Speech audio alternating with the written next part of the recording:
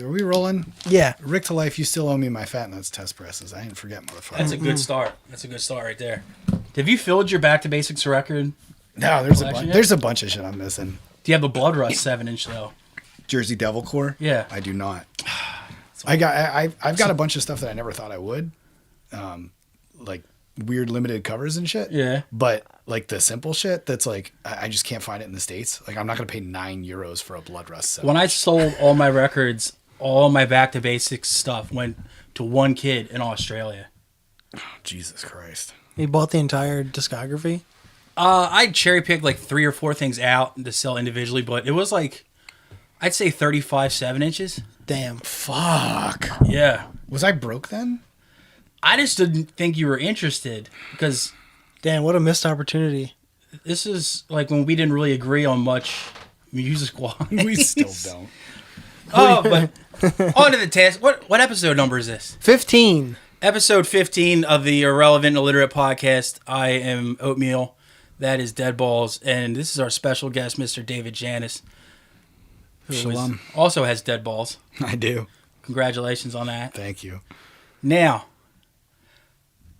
I had some shit in the dream journal Oh no. Thank God. that this is like the worst of the lot so far, but I'm gonna crack into it. As I've said many times before, this is stuff that's hilarious between 1 and 3 a.m. when you're just taking a piss or shit. But any other time of day, it just fucking makes 0 sense. Now this one, I don't understand where the fuck it came from. But it says change name, but I left the H out of change. It says change name to Ice Cream Dan Porbley. What? No idea. No idea. And Last name and everything. yeah. And the second thing was from exactly the same night, 2 hours later. Oh God. The best part of Saving Private Ryan's intro is all those dead potential grandpas. And that one, actually, that's still kind of funny. And this is from the next night, so Saturday night. PORNETS, like hornets with a P, they make cum noises when they sting you. So you're out you're out doing yard work, and you're just hoeing, tilling, working the fucking earth, right? And all of a sudden you're like, fuck, and you just, Oh yeah. and you swat at it, and you can feel another pinch, and you just hear, fuck, like that. So What, like one that's being dommed or something? exactly. Thank you, my mistress. Again. That's what my cum noise is, though. It's an angry one. It's like I could be easily having a heart attack, a stroke, or both, which honestly isn't out of the realm of possibilities of all three happening to me at once. Hope, knock on wood, it happens tomorrow. But yeah, it's ridiculous, dude. But it all boils down to one thing: are you Gum Gang or Joker Gang? I'm Joker Gang, dude. Gum Gang. Yeah? 110%. I'm gonna have to go Joker Gang too, man.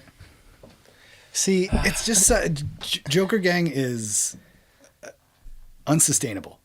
Like Fair. And it's such a gimmick. Like Gum Gang is that is that dude. He just has no choice but to wake up every morning and be Gum Gang. but Joker Gang tattooed his entire face forever. Yeah. Yeah, that's a gimmick. Yeah, but he's always that. He's that now. He could hit Robbie Red Cheeks up and have that shit zapped off in 10 minutes, and Robbie would be posting about it on Facebook in 12 minutes.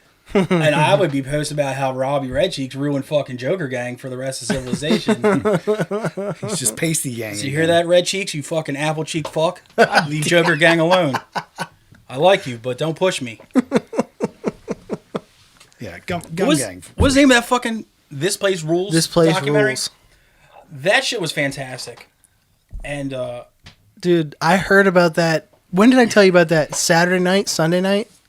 New Year's Eve. So that's what I spent New Oh, Year's Eve. I said, I told him, watch this immediately. Because we need to talk about this. It came out that day. So I went on into HBO and looked to look for it, and the first thing that popped up was Lizzo in concert. So first I watched Lizzo in concert because I wanted to see her big cocoa buns. It's a better use of your time for sure. Yeah, and then I ended up watching that. But I took fucking Oh, Gum Gang's girlfriend is way too hot for him, which was just fucking ridiculous. I didn't even see her. Dude, How did you not see her? Nazi? No, she was seriously like a fucking, like a Florida 10. So she's like a this area 8, 7. She's a she. No, she had all her teeth. She looked like she had bathed. She's a Newport 9. Yeah. Dude, like, I'm talking like... She looked like she was had from all her Marcus teeth. Hook. She had like... She's a Marcus Hook 11. She had normal clothes on. She looked like she had washed her hair. She wasn't covered in tattoos. She didn't have any tattoos that I saw. I don't think so. And I was like... And she looked to be like in her, what, in like her 20s? Something. Gang is easy like 103 years old. Google's not helping me find this. Oh, dude. You might just have to do a fucking sweet-ass, like, freeze frame on that shit. But Yeah. that shit was... I was like, that's his girl? And she's like in the fucking corner just like cheering for him when he's getting knocked the fuck out by a dude with face tattoos.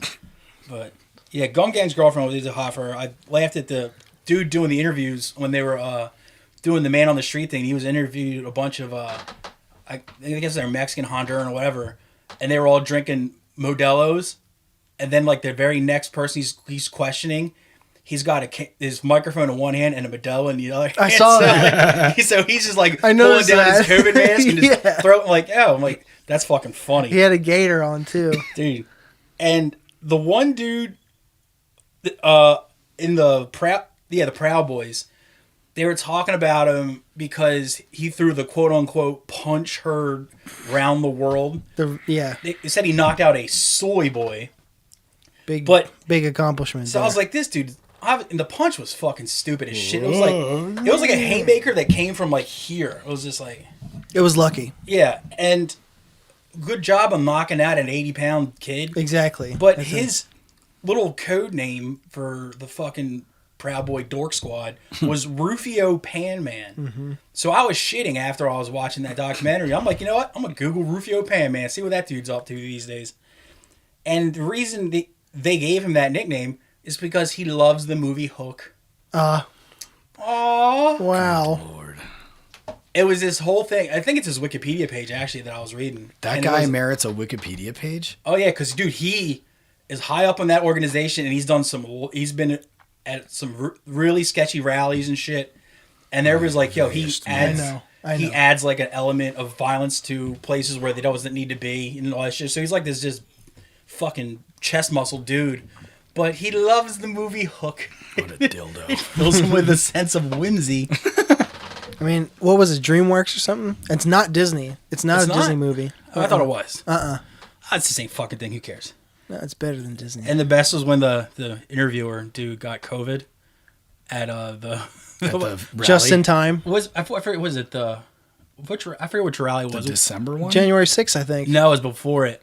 Because the reason he wasn't at January 6th, the reason he wasn't at the January 6th thing is because he had COVID. Yeah, he's like, so, like 3 he's weeks like, he caught it from Stop the Steal, I think. Yeah. Yeah, and he's like, so I didn't, it's like, so only thing I got from the Stop the Steal rally was COVID. Yeah. So I was at my home under my space blankets, and it just goes to him in his little mobile home, and he's got like a comforter across him with little planets and spaceships on it. I was like, this dude's fucking killing it, dude. Oh, and the part where they're interviewing the guy and his family, and the kids are like, you know, everybody's lizard people and all this shit. If you look on the kitchen table, there's a bunch of Miller Lights and shit, right? But there's one at the very end of the table with like a bendy straw in it. So I'm like, who the fuck was that? And like, where it was positioned was away from the two parents and away from the interviewer. The Callahan guy. So I was like, who the fuck? Gotta be a kid. Is just sipping a Miller with a fucking little green party straw. Oh, dude, it was super good. But was it the full like loop-de-loop straw or just just a straight up plastic? That's somebody with bad bend. teeth. That too. Oh, I didn't think about that. The wife did have pretty she had meth questionable chompers. Yeah. That shit was funny. So, what did you guys think of that fucking amazing special? The doc? Yeah, what else was I just talking about? There's the doc. It's not special. Oh, whatever. Jesus He Christ. threw me off because I watched comedy too. I thought it was Sorry. goddamn incredible. What did you think about the documentary film, Thomas? I thought it was goddamn funny as shit. It was hilarious. My mind is warped. Have you guys seen Documentary Now on Netflix? No. Yes. Okay, it's like a Yes. Lorne Michaels thing with like Fred Yeah. Armisen, and so it is mocking. It's one of those Fred Armisen like love letters to like I always like watching a PBS documentary. So it's just all these mockumentaries, right? Okay. So I watched all 3 seasons of that in the last month or two. So now I'm watching This Place Rules through that spectrum, yeah, and I'm just like, this is all satire, right? Like none of this is satire, isn't it? No. Sadly, no. Fuck.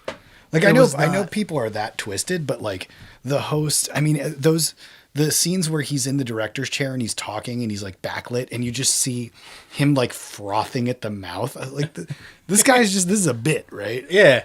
I thought that for the longest time too, and it probably is to an extent, but there are people that do believe that shit.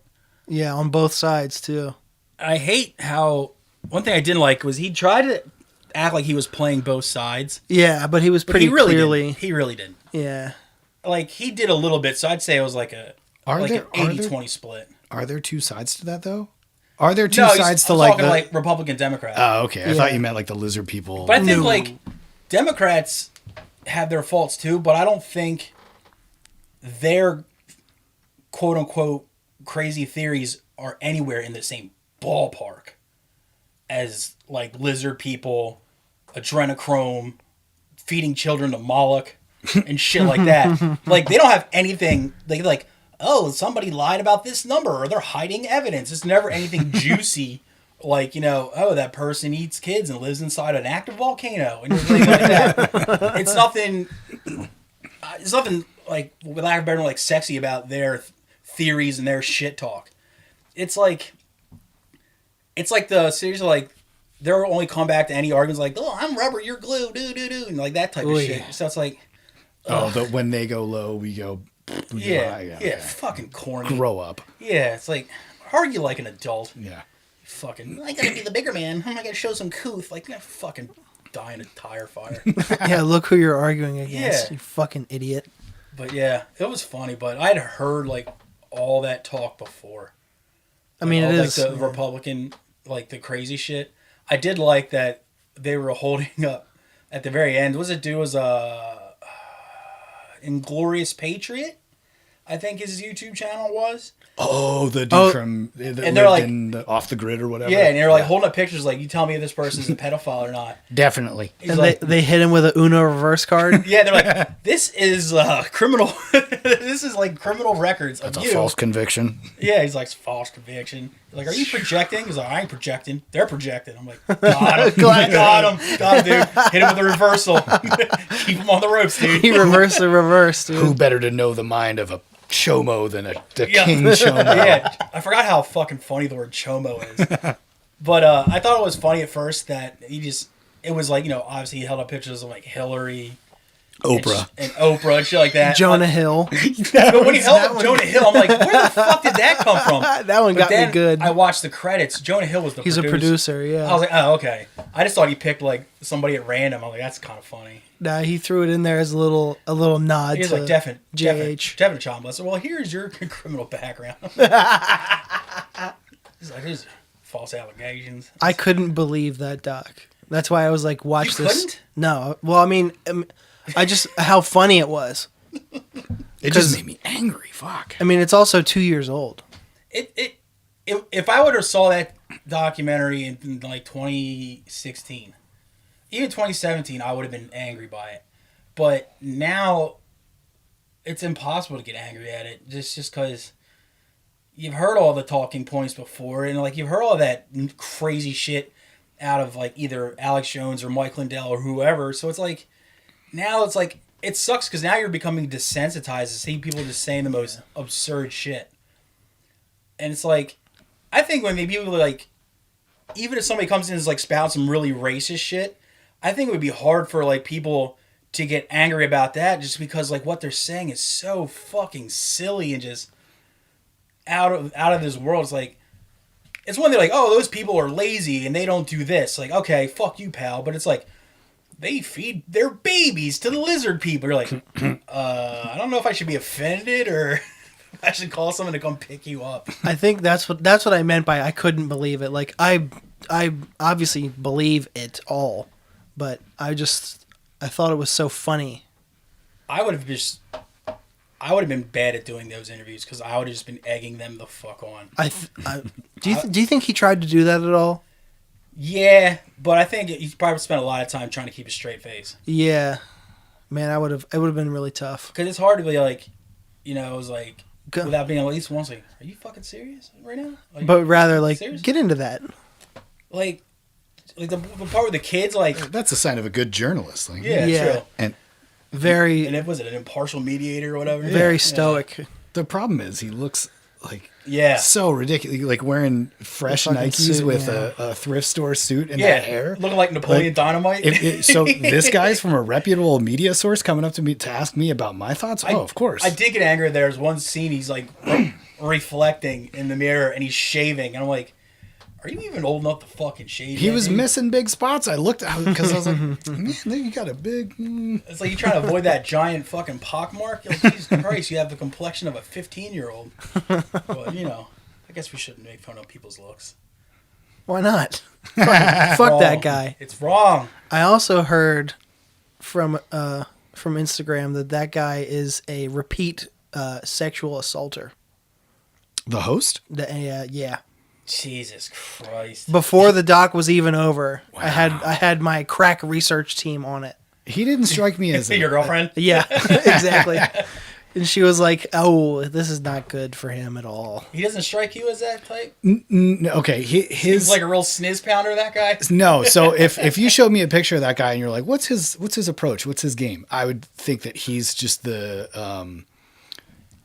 very persistent type, like to the point where he wears you down into consent. Not like Not okay, like full on. Yeah, like I'm not gonna grab you, but I am gonna browbeat you into this Until it finally ends up with like, I'll kill myself if you don't suck my dick. Like that type of thing. Yeah. See, he struck me as the secret mixtape guy.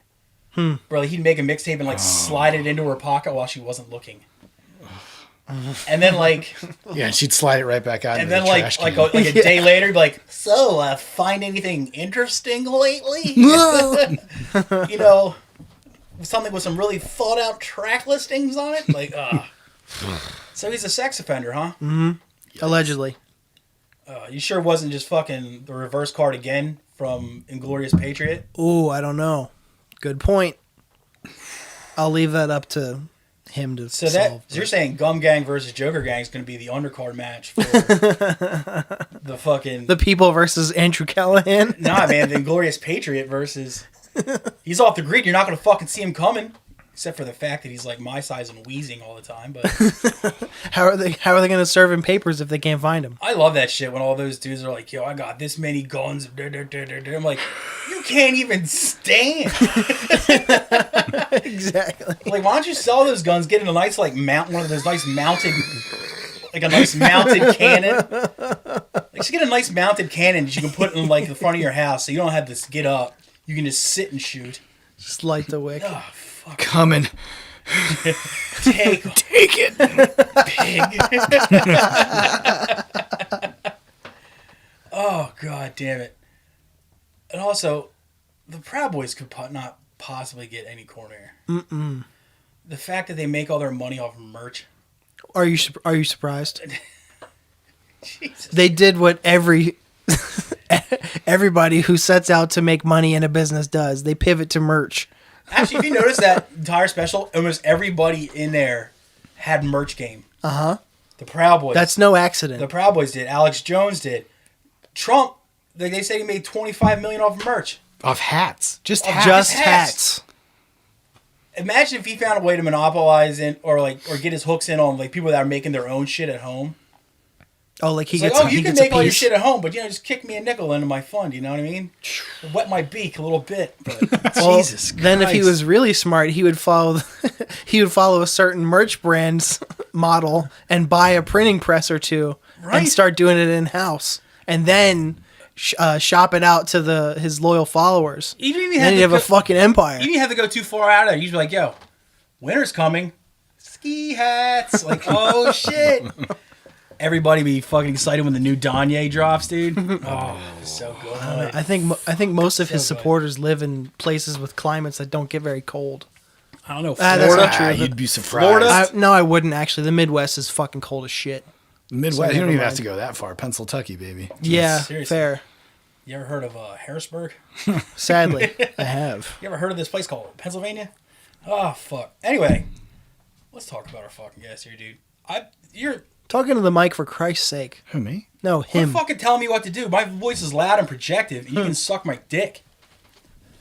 All right, I'm talking into the microphone now. Wow, great timing. I'm glad I adjusted my headphones Yeah. right then. You used to be, well, you still are, my go-to guy for all things punk rock. And I was thinking the other day, because actually I was watching that documentary that we'll get into later, but it was about like the political message in punk rock and all that shit, or how it wasn't like when it first started off like the 80s and shit, how it had actually had like a message and like an agenda and shit like that. Do you think labels like Fat Records and Epitaph and the bands that they brought on were more detrimental to punk rock than positive for punk rock? And what I mean is, those types of bands they brought in, it went from a tonal shift of the angry, political, pissed off punks to a bunch of dudes with soul patches and jorts talking about how they can't get pussy, while you knew damn well they were probably banging underage pussy. You know, you went from, you know, shit like, you know, Discharge and stuff like that to stuff like Face to Face. You know? Yeah, you can't draw a direct line, I don't think, between like Chaos UK and Discharge and like Lagwagon. You know? I don't think that really exists. Like, I'm not saying like ideologically or musically. I'm not even saying musically is bad. I mean, it's not all Epitaph bands because, you know, Bad Religion still had a message They're somewhat. $40 words. But then it just got so fucking silly with bands like No Effects and shit like that. No Effects boomeranged The back. Vandals, Guttermouth, shit like that. Yeah, it's weird. So a lot of that Orange County stuff that ultimately influenced the Fat Records and Epitaph sound, if you think about how Orange County was and still is, it's very Republican and conservative. Yeah. So it doesn't surprise me that like that style of music came along and maybe stripped away some of the more left-leaning aspects of punk rock. Right. I also think part of it is just the distribution of the reach of those labels was such that you're going to get to folks who maybe they just hear angry and fast and they don't put two and two together. They're just, I'm an angry young man without any kind of political affiliation, and this is speaking to me. I would figure, like, like if your scene came up in like a largely Republican area, you would be less inclined to be Republican. You would think that, yeah. Yeah. Yeah, but everybody turns into their Otherwise, parents. it's like, what are you going against, you know? Right. I mean, I can understand it now, like when these people are in their 50s and 60s and shit, you know? I mean, hell, it happened in New York. Look, I have people come out of there now. Well, But- all that rock against communism shit, that was happening in New York, like, you know, at that time. Yeah. So it doesn't surprise me that some of those same dudes that were wearing RAC shirts are now suddenly like, the government told you not to take vaccine. That was pretty spot on, actually. It was good. But yeah, I just like, it just seemed like it was a complete tone shift once those bands got big. And I guess you're right about the size of the label, because none of the smaller, like more politically inclined labels really had the reach.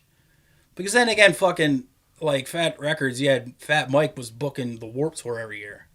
Yeah. So he'd take his whole stable out on a fucking tour. Yeah, that makes more sense.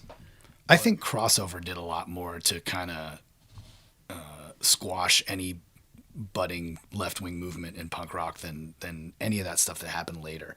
A lot of the early Crossover has a political message, though. Yeah, Cryptic Slaughter and all that stuff Like does. DRI? Shit Yeah, like yeah. that, Capitalists suck. Yeah, exactly. Yeah. But I think as Crossover kind of filtered more into the metal pool of things, I think metal, I mean, you can look at it now, all the, you know, National Socialist black metal bands. And shit like that. I think metal had a much more right-leaning listening pool than punk did. And when you put the two together and you're pulling all these people over from the metal side of the fence, Yeah. I don't think all of them kind of got hip to what the punks were into.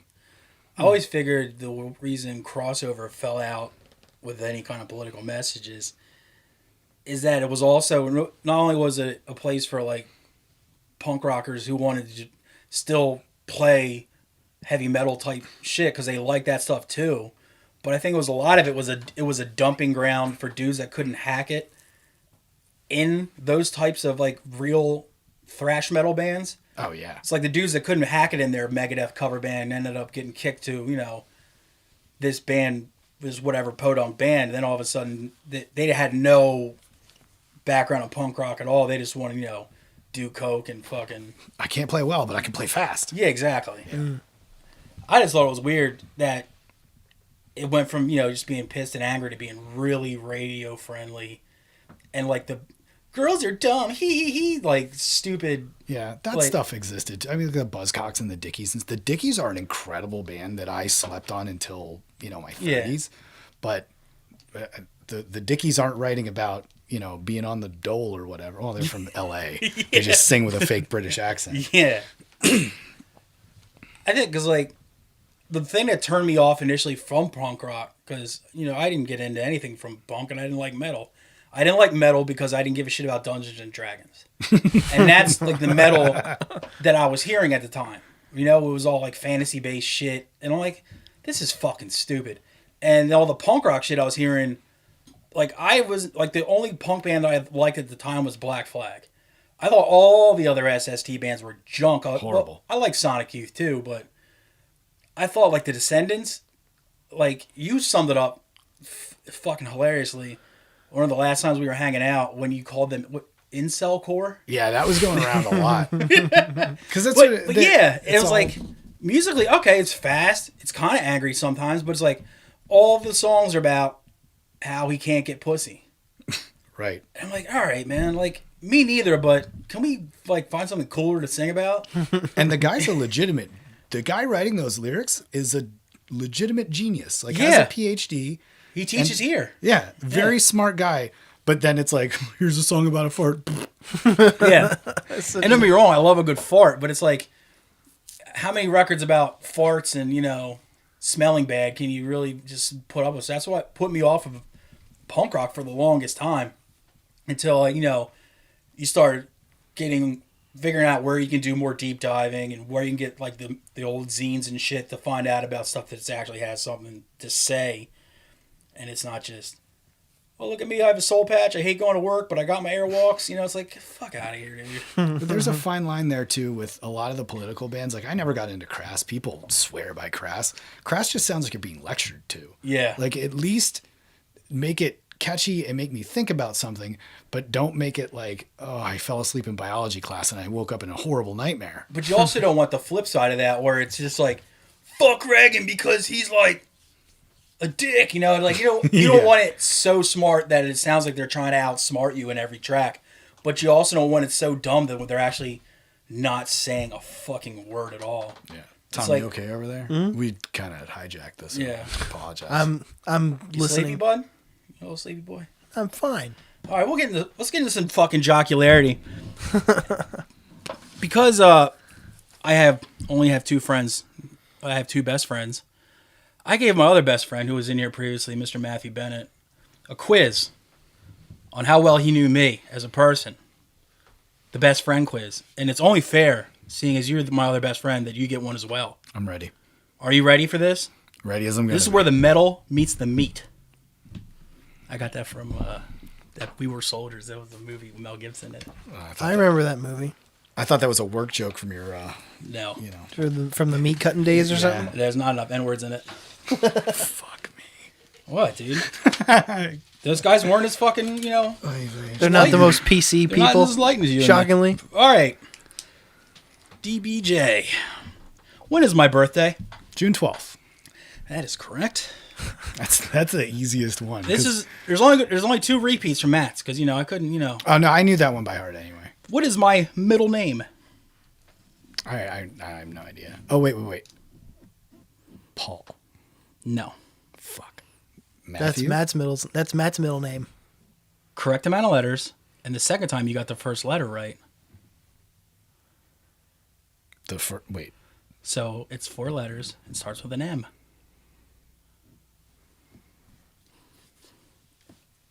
And is frequently followed by Ass Buster. Mark. Yes, Mark. I'll give it to you because I like you. You're a good boy. All right, see you later, Tom. In what city was I born? Thrillmington, Delaware. That's correct, too. Oh, my goodness. What are my dogs' names? Easy one. Zeke. Mm-hmm. Luke Money. There you go. I was bonus points if you get both of their full names. Oh, Ezekiel K. Baby Man and Bad Kid?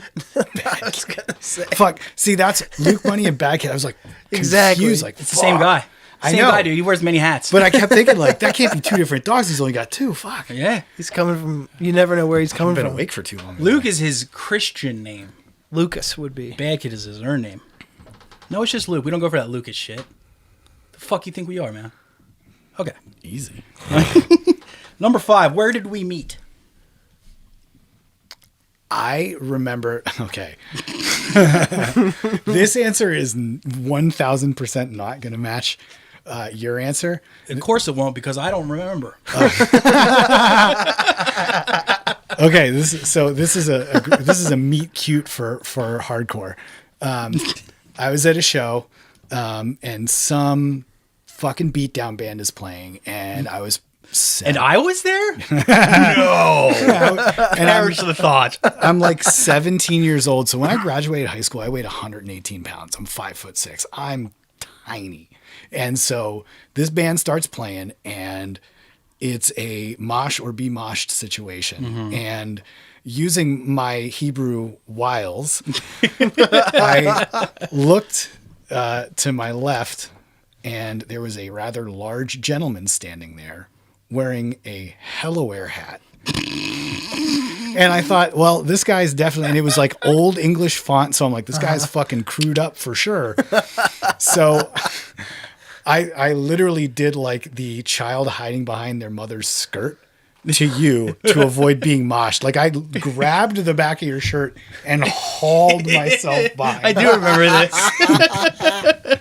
Because I was, well, fuck, man. You didn't get hit, did you? Hell no, I didn't. I'm a protector, dude. Yeah. I'm a good guy like that, dude. Yeah. If nothing else.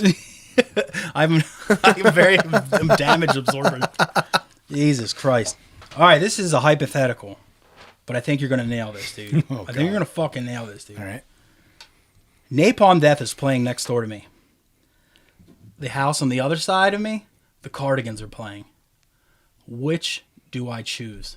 You've seen Napalm Death before. I don't know if you've seen the Cardigans, so I think you'd probably stay home and read comic books. My man! That is the exact right answer. Fucking nailed it. I would stay the fuck home. Next door. Number 7. This one's going to get me in trouble, I think. But why won't you let me hang out with your wife? You're welcome to hang out with my wife anytime you like. You won't let me, dude. I live 40 miles away from you. I don't care. Like, You think I don't know how a Greyhound bus works? goddamn, if you take a Greyhound bus from Wilmington to Philadelphia, Is it because she hates me? no, she loves you. I'm a lovable boy. You are. I'm a cherub.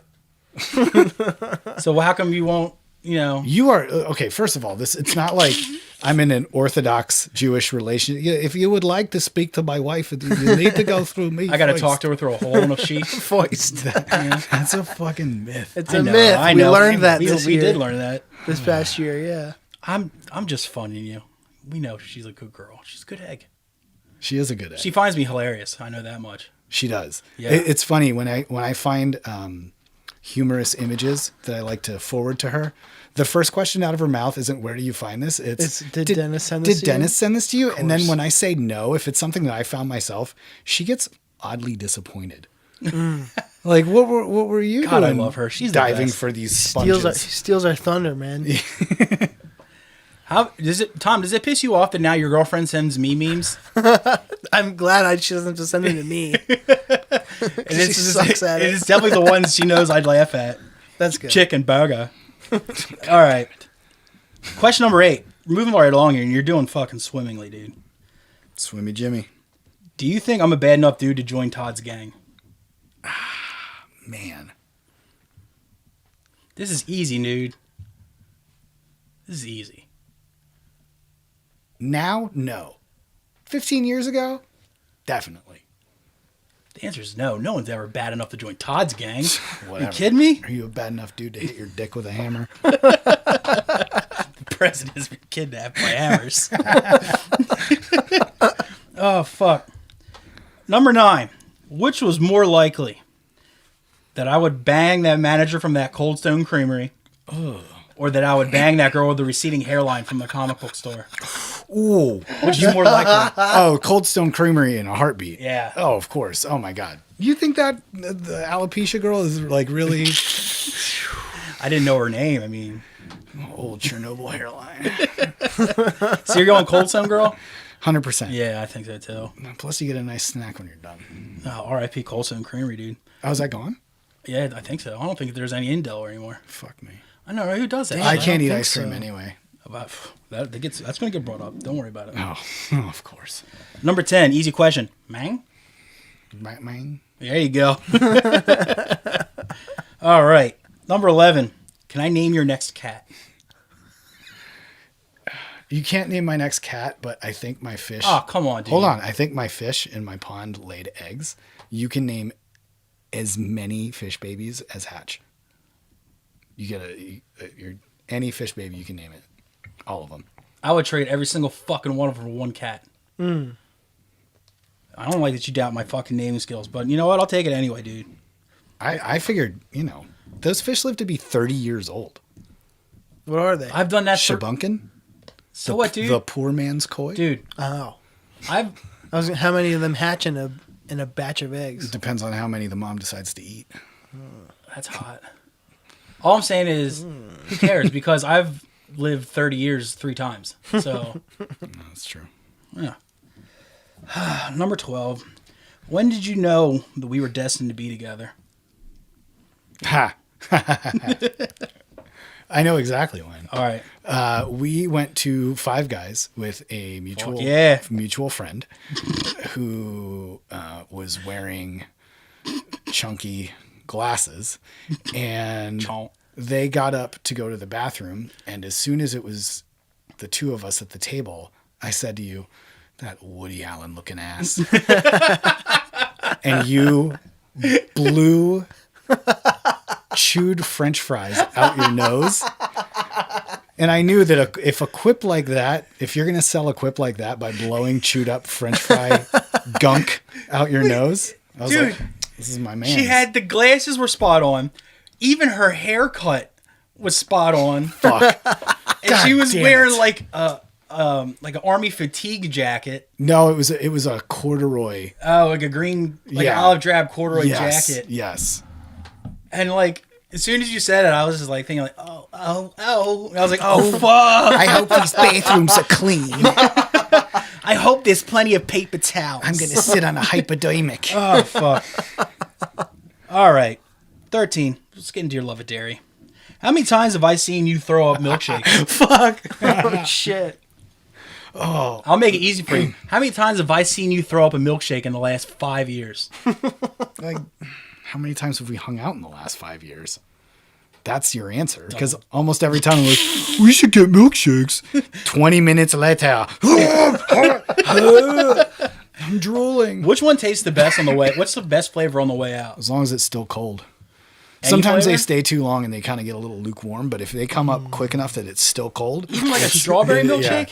Oh, yeah. It doesn't, because a mint chocolate chip doesn't taste that good on the way back out, even if it's still cold. But anything else, if it's still cold coming up, That last one was so cool because it was only in for like about 3 minutes. we got in the car, drove out of the parking lot into the next parking lot over. And I was like, This motherfucker's like, yo, check this out. And he just opens his door, kind of hangs out and just like, and it wasn't like there was no effort or anything. I just opened my mouth and It the just flood. went. It was like, and not enough came out, so he actually got out, then started shoving his fingers down his throat. I was like, this dude's pretty cool. Are you violently lactose or something? I dabble in not eating dairy. So like I can eat whatever. He forgets his tolerance. Yeah. Okay. If you put butter in a cookie, no problem. But if you put like 2 or 3 pads of butter on a baked potato, you might have some trouble. Fair. All right. We'll throw it back on me here. How many times have you seen me urinate in public? In public? Yeah. Like public urination that you could be arrested for, or like in a bathroom at a rest stop and I'm throwing wet paper towels over the stall divider? Yes. The answer is yes to all. Oh, good. Again, I couldn't count. Oh, Jesus. What a cop-out. But I've still never seen your hog. Neither have I. Fuck me. All I've seen is my shroom. But speaking of my shroom, question 15 and the last one. How many times have we been Eskimo brothers? Oh, I don't know. 0? Oh, no. Oh, nope. Nope. No penetration. No penetration? No, sir. Oh, God, I thought we had a fucking bond here. No, sir. Does that Ah, No, mean sir. 0? 0. I'm crossing it out. Crossing it out in a notebook that no one's ever going to read but me. Yeah. It's still God effective. damn it. Yeah. I was all proud of that shit, too. I was just like, yeah, man. No, I don't even think got a oral bond sex that runs happened. deep. No. It was pretty good. You should have. Yeah. She let me watch her piss though, which was piss loud, baby. You frying pork chops? No, she had literally like, so when you're in your 20s and you know all your friends like move out and they're moving into whatever their first shitty roommate situation. Yeah. And every bathroom at a house like that is a fucking war zone, right? Yeah. She had the most pristine, stylish bathroom, like in fucking credible, and it had a high ceiling, almost kind of like, not so much this part where the murder happens, but over there where the interrogation The happens. vaulted ceiling. Yeah, it had a high ceiling, so like, man, it sounded like she was pissing on the ceiling. That shit was. I gotta love a girl that Had reverb to it. You gotta love a girl let you watch her piss too. It was fantabulous.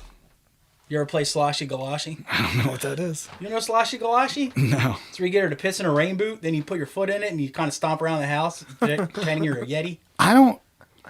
The Yeti part I might be into, but I'm not into growl. like piss play. You can growl, you can knock on trees like they do. I don't want piss on me. I don't want my piss on anybody else. But it's only I dude. want to see it come out and I want to hear it splash. That frying pork chop shit? You used to swim in high school, right? Of course. So you swam in piss. Yeah, but there were chemicals in there to like take away the malignant parts of piss. There's no something malignant in girl piss. You haven't been close enough to smell. Waka. Oh, fuck. Tommy, you got any news for us today, It bud? shows how much we know. I'm gonna keep drinking it. I'm glad my piss fetish is now just out there. I have like a half story. Oh. It was like, did you hear that Bill Cosby is like for sure touring again? Oof. Yeah. Is Strong Intention playing?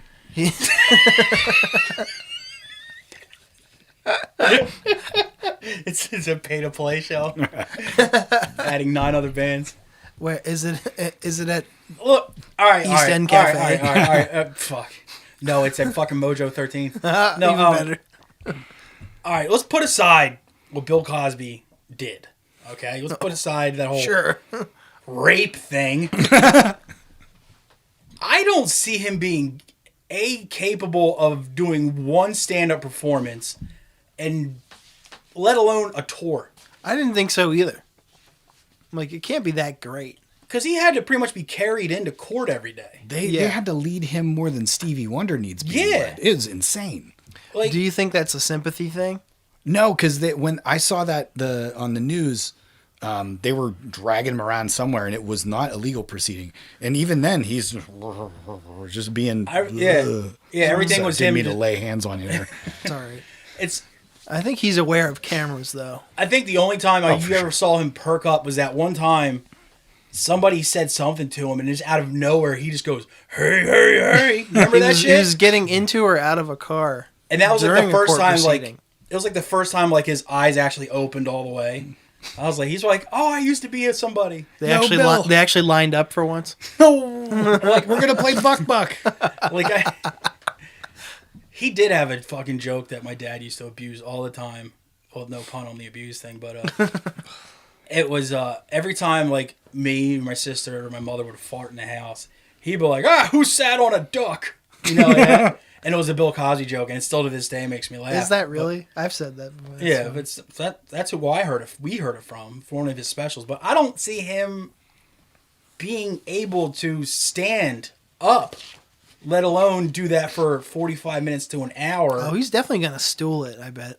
Even then, like, even if he stools it, what are they going to do to keep him from fucking nodding off? It's hard to stay balanced on a stool, too. Dude, if you put That's me true. on a stool, I'll fall asleep. And then again, I'm also in horrible shape, but yeah, I don't... They say he'll tour, but he shouldn't, obviously, but I don't think he's physically capable. Because think of it, even if he does, like, the typical millionaire comedian tour, he's got to fly every other day. You know, it's a lot of wear and tear on a dude who's, what, 90? Well, that's if he has a grueling schedule. Yeah, it'll be that much easier to roofie him at the end of every show. I mean, I say if he does more than 4 shows, he's dead. That's fair.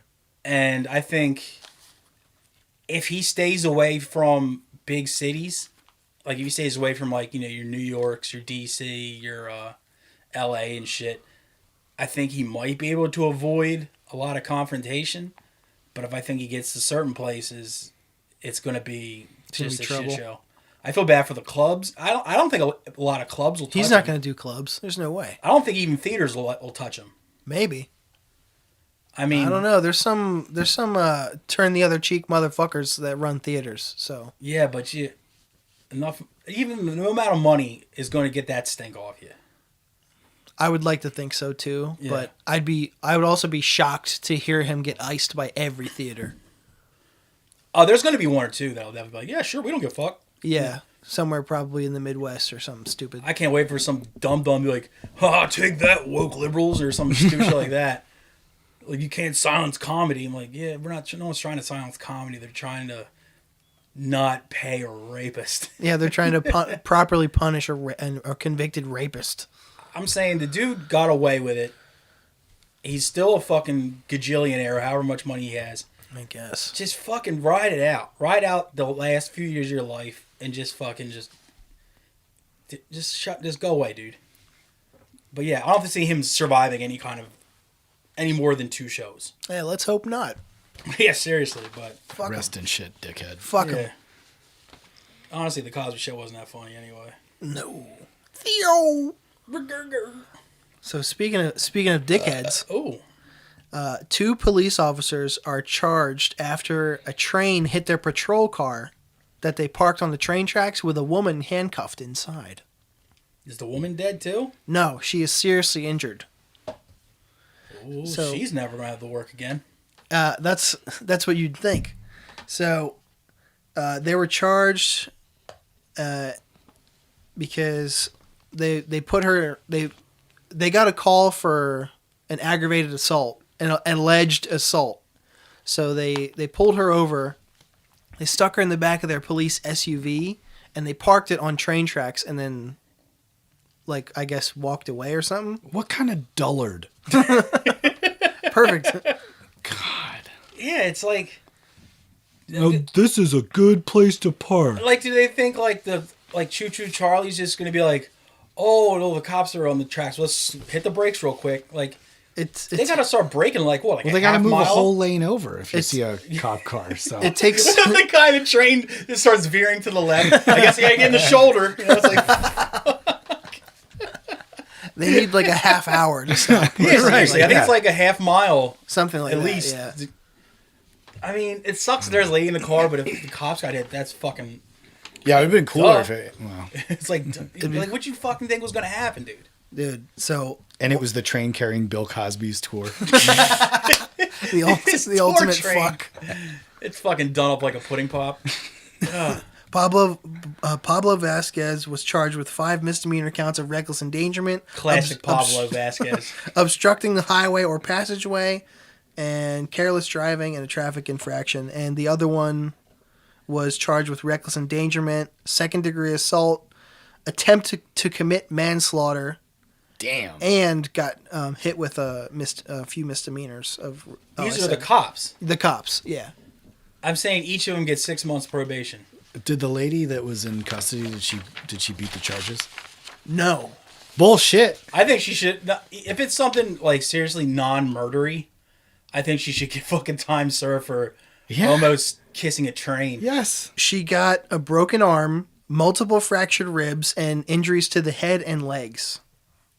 If she doesn't come out, and she lost teeth. If she doesn't come out like Mondo, she's never going to have to work again. Mm-hmm.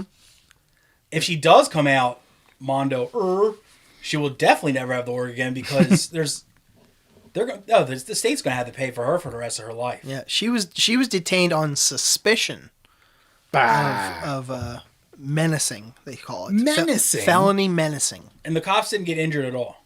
No, they weren't in the car.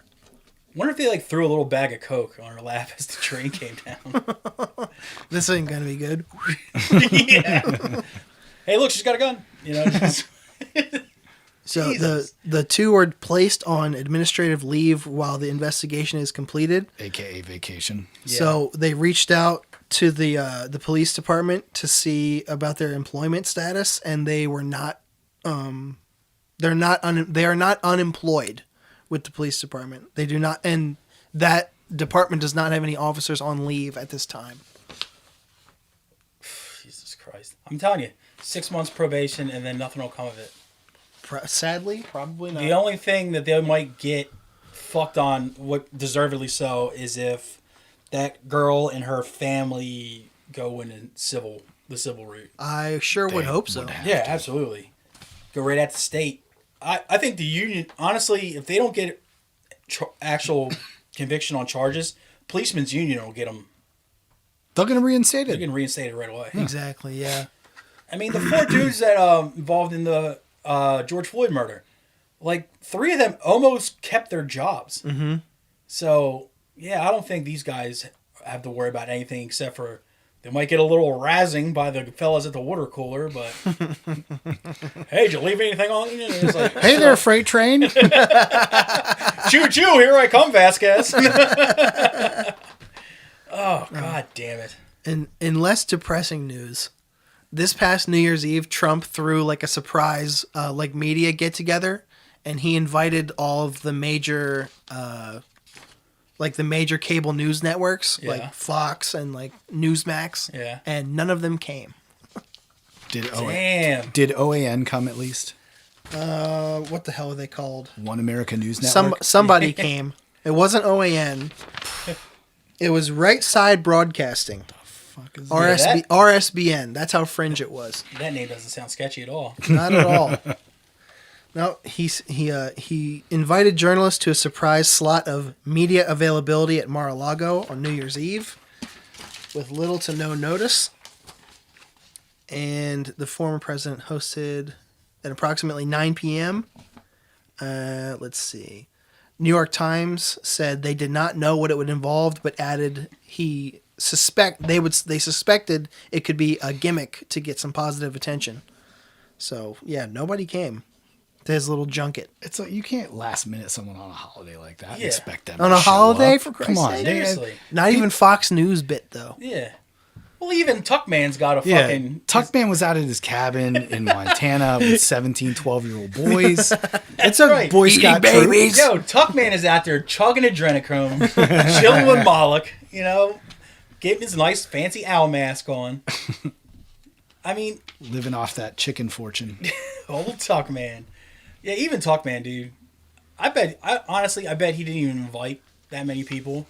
And he just said he did, so he can say, they were too scared to show up. Yeah. He sent it off to some unpaid intern publicist that was like, yeah Donnie, I sent the emails. I don't know, man. No one's getting back to me. Weirdest thing. So it would have been funny to have them all show up and have them just... The New Year's Eve, what'd you do? Well, I sat in a press box and while Trump called my wife a fat pig. What did you do? The Hamburglar thing again? Where it's just catered by Chick-fil-A and it's all cold. Yeah, dude. Oh. Like when he hosted the basketball team at the White House. Yeah. None of that food was fresh.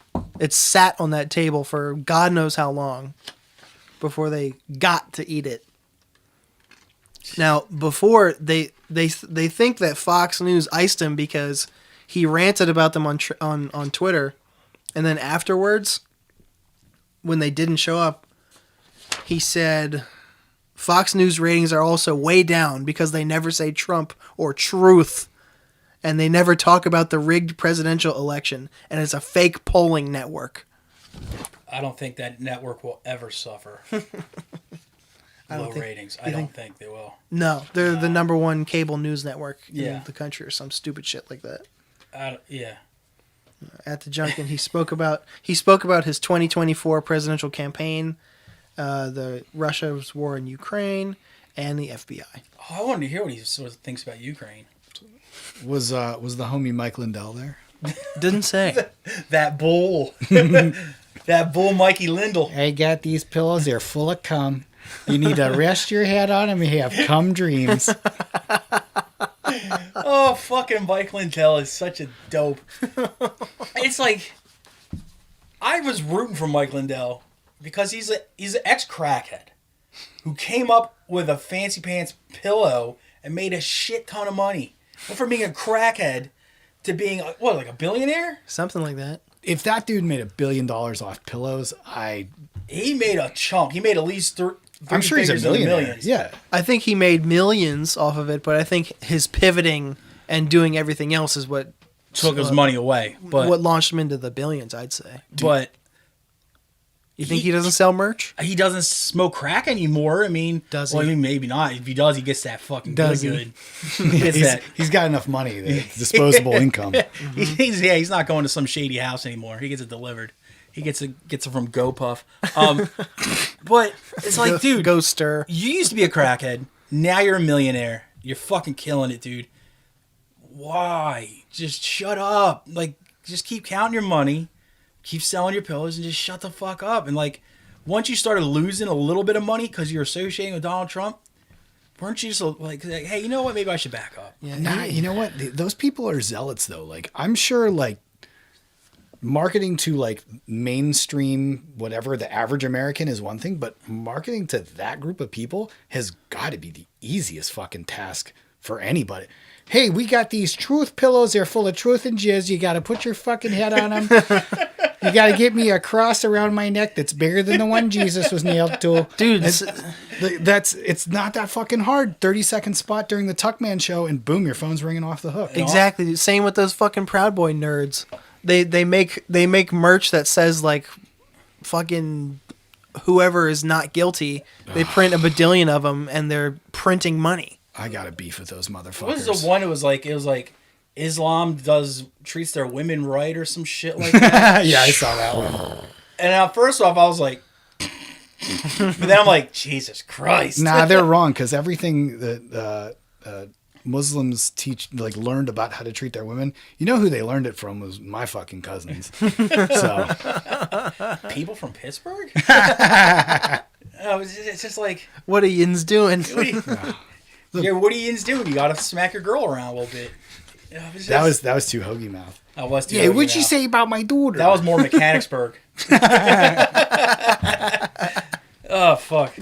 But yeah, I don't see how any of these guys, like these big money people that were backing him, didn't at one point just go, I could stand to lose some of this money I have. Maybe I should back off. They all were like, yep, fuck that, we're all in. They were playing the long game, though. Because Exactly. all of the policies that his administration enacted were to benefit rich Those people. Yeah, so like, okay, maybe I look like a clown for 15 minutes because I got my picture taken with this fucking cream puff, but Yeah. my bank account just added 6 more zeros to it, so who gives a shit? And as soon as Donnie drops dead, no one's gonna fucking remember the My Pillow guy anyway, and he'll still be getting residuals. He'll be living in my heart. People barely remember that angel Billy Mays. Bless his heart. Billy. Speaking of the fucking Proud Boys, I did not know that fucking dude their head dork, the Terrio or whatever. I didn't know he was a fucking government snitch. I didn't either. Interesting. I found that out from that fucking documentary. You're telling me dudes that wear sunglasses like that aren't snitches? And hats at the same time inside. Yeah. And like I thought, I was like, oh shit, that guy's a fucking snitch. I'm like, wait a minute. He's a Cuban that hangs out in a white supremacist group. Like that's kind of like when Homer Simpson wore the fucking the Jamaica hat at the fucking that one music fest. It's like, who's a narc? It's like that fat Rastafarian over there. They fucking superimposed me. Like none of those fucking like Peckerwood ass dudes were like, did you guys notice that Terrio over there is a little tan? You know. No, but they're not racist. They're Western chauvinists. So fucking stupid. I won't apologize for the world we built. Like, okay, dude. What did you build, Rufio Pan Man? With your Jesus Christ. Built my kid's bunk bed. Did you see me on season 2 of Lego Masters? Fucking ding dongs. You got more news for us? I do. All right, let's go. Speaking of right wingers, I'm gonna Jaromir Jagr. I'm gonna throw it back to Who's that? He's a Calgary Flame. He was, yeah. He played right wing. Never mind. It's a sports. No, sports ball. What did he do? He wasn't. He's a hockey player. Yeah, he wasn't on the right politically. His position in the sport was called right wing. And we're getting too into this. Oh, that is a little weird. There no, it is. I mean, was he like was he doing something like severely out of pocket? Who? Like this Yager. Oh my god! He wasn't doing like a Kyrie Irving type shit. Was he? No. Not even close. This isn't a news. This isn't related to the news. He said right wing, and I thought about a person. Oh, so it's a famous sports pun, and I just fucking stepped all over a great joke. Fuck me. You're a lying dog faced pony shoulder. God damn it! I deserve that. Oh, fuck. Tell him, Joe. That deserved more than it got, and it's my fault that it didn't. Fuck me. Yeah, it's all good. I'm gonna bring it back. Speaking of right wingers, we need to bring back our girl Lauren Boebert. Bless her fucking heart. Oh God, no, please. Bless her heart. So she was in DC recently, and she saw a pallet of bricks. And much to her suspicion, she said, "Why is that pallet of bricks right there?" See something, say something. I'll show you why. Because it was a construction site. Because she's from the sticks where they build everything with the fucking trees they cut down themselves. So wait. And that's the area that she was in, the 410 block. So what she do? Call the cops on a pallet of bricks? She was tweeting things like, at Capitol Police, why are there 20 pallets of bricks 1 block from the House of Office buildings? ? Hopefully they fucking just sent back reply with these 2 pictures. It turned out that the bricks are a part of an ongoing construction project on First Street in Washington, D.C., according to the signs right next to the pallets. Fucking genius. So It'd be funny if the response was, "Dear Miss Boebert, this is the Department of Capitol Police. The fuck you think bricks are for, stupid? Just like, we're going to fucking put one on top of the other, and then another making a fucking wall like your man couldn't." No, ever since the protests in 2020 swept the country, conspiracy theories spawned surrounding the mysterious pallets of bricks that started showing up places. Anywhere that there were activists in a metropolitan city, pallets of bricks would show up. So they would quickly conclude that they were owned by Antifa members and intended for destruction. And let's see, the Daily Beast reached out to Boebert, and they said, I call her Bobes. The Daily Beast said the Daily Beast attained her number and said there might be a protest coming, and she didn't return her. She didn't return the message. The Bobes, she's not easily fooled, dude. Unless it's a pallet of bricks. No, that just shows you what rubes these people are. Because anybody that spent any time in a city knows that the last thing anybody's going to steal from a construction site is a pallet of bricks. Yeah, right. They're going for copper wire. Yeah, something. Of course, that's going to be the last thing sitting there. Well, at least now you don't have to worry about her ever calling the cops about copper wire. They can use to make bombs. Like, yeah, we could also sell it for 10 cents on the fucking ounce. So the construction workers told the Daily Beast that the police did react to Boebert's suspicions, and they said, just cover the bricks. And they wrapped them in tarp. And that's it. Why is there this pallet of tarp? What's under the tarp? What's in the tarpulin? Children. Is this food for Moloch? Yeah. There's way too much Moloch talk in this episode, but I like it anyway. So what? I just like you just know how fucking privileged these dum-dums are. Is like, because the rest of us like, yeah, it's a pallet of bricks. They're probably gonna build something. Like a reasonable. These are not reasonable people that see bricks and think, oh, brick house. They see bricks and they're like, oh. They see a can of soup, like, oh, you're gonna throw it at me. Like, nah, man. No, it's salty ass Dinty Moore. This is Campbell's Chunky. I'm gonna dip my grilled cheese in this shit. Oh, Bobes, with your fucking nice supple titties. Oh, sorry. Adequate, I would say. Oh, sorry, tit enthusiast 101. Jesus Christ. Then again, anything on a heartbeat. I wonder if they're real. Gotta be. They're not huge. They gotta be. Don't mean nothing, dude. She could have been A-cup queen first, dude. You never know. And she upgraded to a solid B.5. The fucking Bobes, dude. I can't believe I'm surrounded by two boob guys. This is humiliating for me personally. Well, I have them. So, I'm entitled.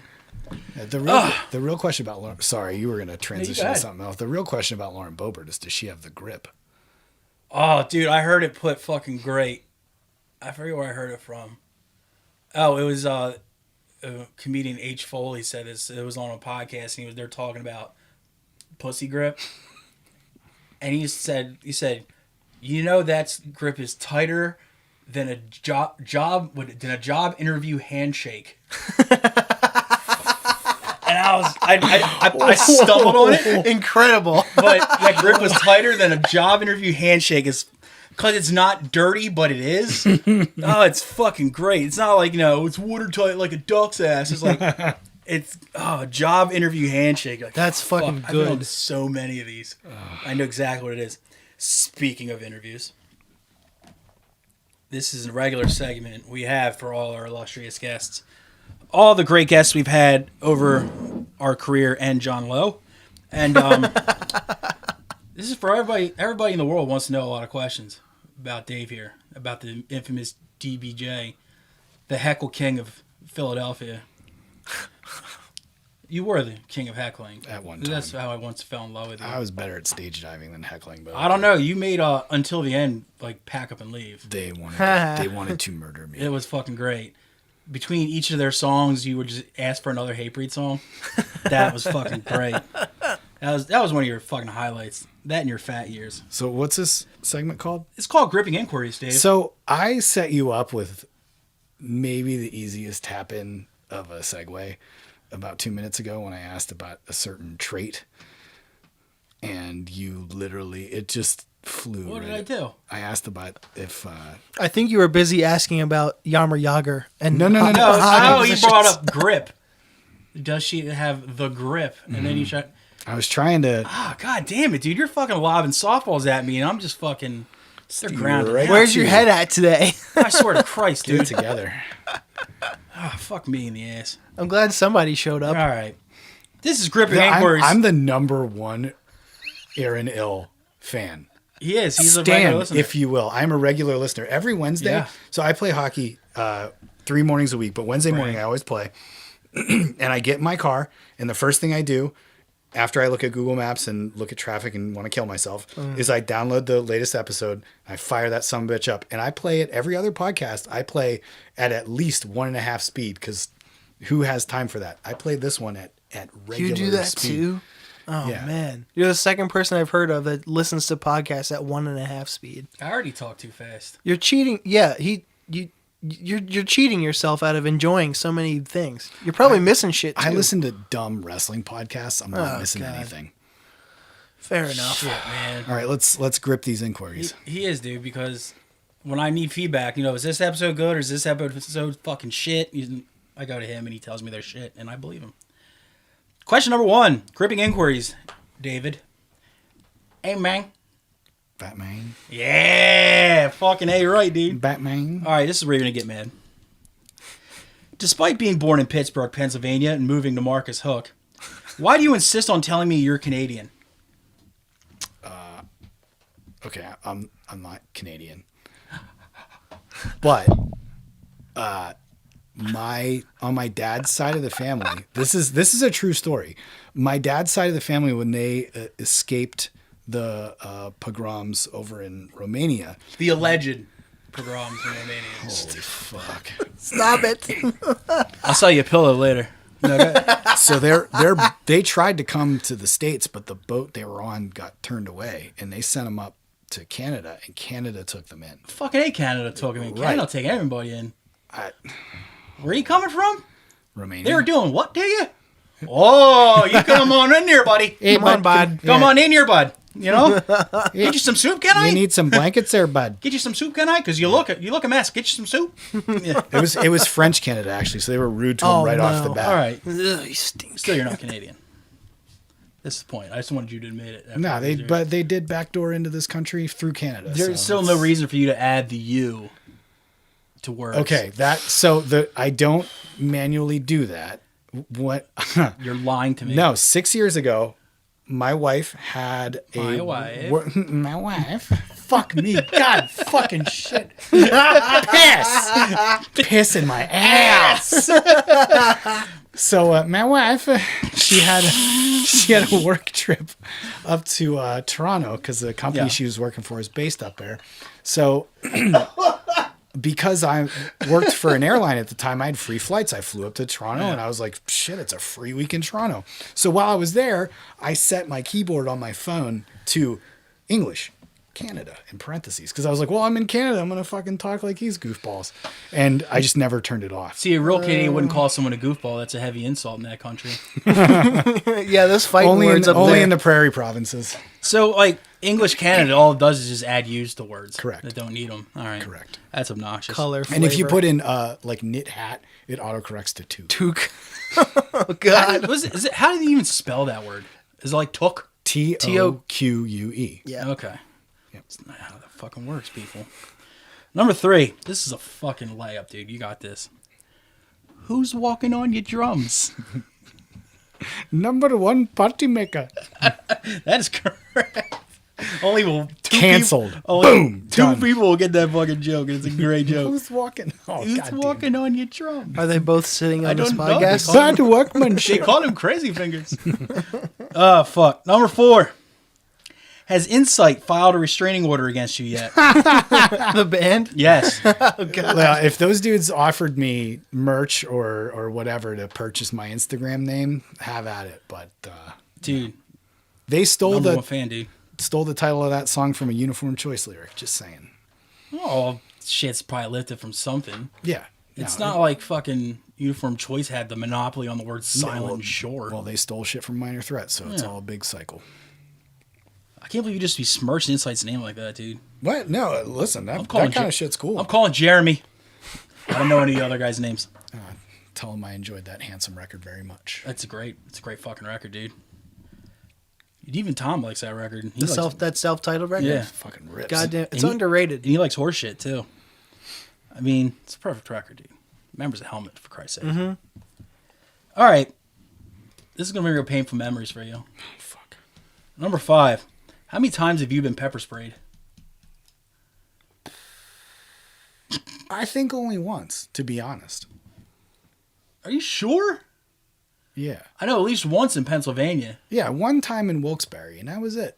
Oh, shit. I thought you had like fucking 2 hands counting on that shit. No. Ah. No, and it mostly went in my ear, so it wasn't that bad. Ooh. But I still had to drive home, which sucked. What did it do to your ear? Did you like... It burned. The skin all burned and stuff. So you couldn't like hear like spirits or nothing like that? Nothing sick? No. Oh, fucking stupid. Oh, that's wrong, but it's on my part. Fuck me, dude. All right, you're going to have to sell. This is a debate that's going on in my head and sometimes between me and Tombo over there. What's funnier, farting or pretending a banana or any other object is a phone? I would like to remind you of... Hello? That or farting? Oh, fuck. All forms of farting. It's tough, dude. It's not an easy I want to question. plead the fifth on this one. It's not an easy one. That was a queef. I was trying to do a little. Get on my level, son. You know what? It's a fart. It's definitely farts.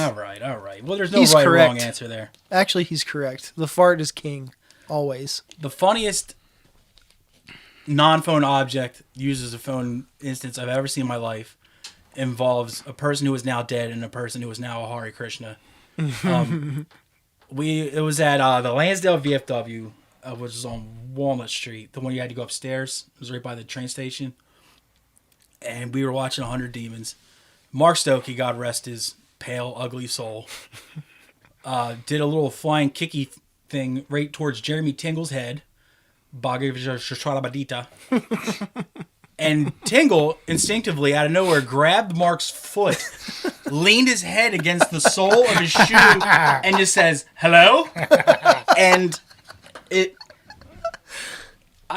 Tingle, say what you want about him.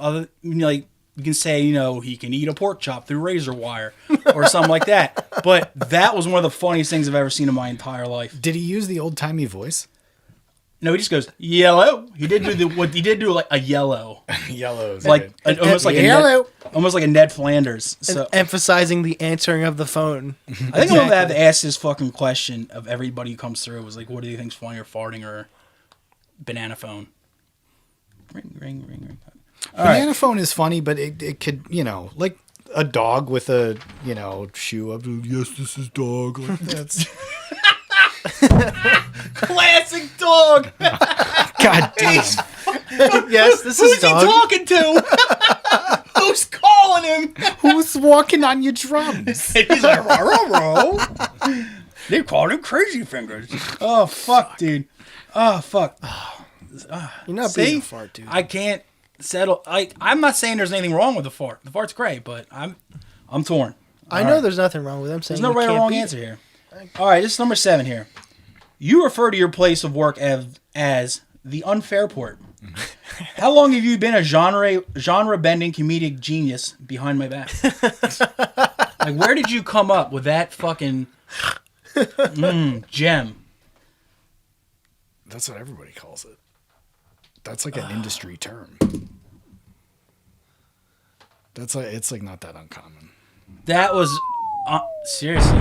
That was honestly almost as funny as Shoe Phone, and then you just fucking ruined it. That's minus 30 points. It's like you'll be standing there at work and somebody Minus 30. Minus 30 points. fuck. Somebody will be having a full scale breakdown like, "You lost my wedding dress or whatever. My dead father's ashes," and then somebody turns to you like deadpan, goes, "Fucking unfair port strikes again." Everybody says it. And that person instantly doesn't get sucked into like a turbine. That literally just happened on New Year's Eve. For saying unfair port? No. Then it's tragic. Just being in the wrong place. If they said unfair port, it's not tragic. But since they didn't, I'm sure they were thinking it on the way in. like, unfair port. Rest in peace. All right. Do you remember Bloody Nose Silly Pants from Newark? Oh, Smiley guy? Yeah, Smiley guy. Yeah, We what's see he up to? I don't know, but do you think he has any DMT or Tide Pods right now? DMT, no, but Tide Pods, it wouldn't shock me if I went to a flea market and he had one of those tables where they're just selling, like powdered laundry detergent. Have you been to a flea market recently? And I've seen them when they sell like the homemade crystals. And no, shit. No, not even that. They just have like, I found I have 6 of these Tide containers that I'm going to sell. It's the weirdest thing. Like you're selling hand lotion at a fucking flea market. We used to. That's for junk. In the Newcastle Farmers Market, it's right next to the bedding and furniture store. See, they have things of deodorant and shit. It's very strange. Over by the ninja weapons? Yes. Okay. Yeah. Yes, right across the way, exactly. And 6 packs of Dove soap for no fucking reason. Uh-huh. One of Dave and I's favorite things Axe body spray in the was, old packaging. was going up the main street and being just, creeps. Every time I was a creep. You were a creep, but there was a we did stop a game to it, and we would eat and we did go stop for buy ice cream and comics. comic books. You'd see Chernobyl hairline get a big fucking stiff. Shoot, she had a fucking cutter. Bricked up But over that scalp. Not as much baby. as the fucking chick from the comic book store on Marsh Road, though. The one that had pants like a skinhead with the cuffs. Like a vault. She had that fucking ledge. But every time we go to Newark, there'd be this one dude walking up and down the street that was like in that age range of he was like 10 years too old to be a college student. Always had Kleenex shoved in his nostrils like he had a bloody nose. Like he just got it broken. Yeah, and he was always wearing like boots with shorts. no matter what time of the year it was, and he was always to himself. Just grinning. And it went without fail for, 3-4 years, and then just Every one day- time. And sometimes we wouldn't even always see him on Main Street. We'd be getting close, and he'd just like be pop on, up out of the he'd be on woods. Kirkwood Highway. Sometimes we go up to that one, what was it, the Goodwill, right past Main Street. Yeah, he'd be up there. there. Dude, he's a wild boy. Smiley guy. Yeah. Was that the guy? Oh, never mind. I'm What? sorry. I was thinking of Bobblehead, different guy. There's a lot of characters up in that fucking joint, dude. Used to be. Question number 9. You already kind of did this. Just admit you're not Canadian. You already did. So did. just stepped to my own dick. Excellent. I'm Great not- job. Holy hell. I was going to call you a dreamer, but, yeah. While you're at it, though, Okay. admit Turning Point is overrated. No. Absolutely not. Incorrect. They stink. They stink. Okay. What I will say about Turning Point, this might get me in trouble. They did that reunion a few years ago. Oh, with the fucking grave robber singer? I That don't dude know. that only sings for bands with dead people in it?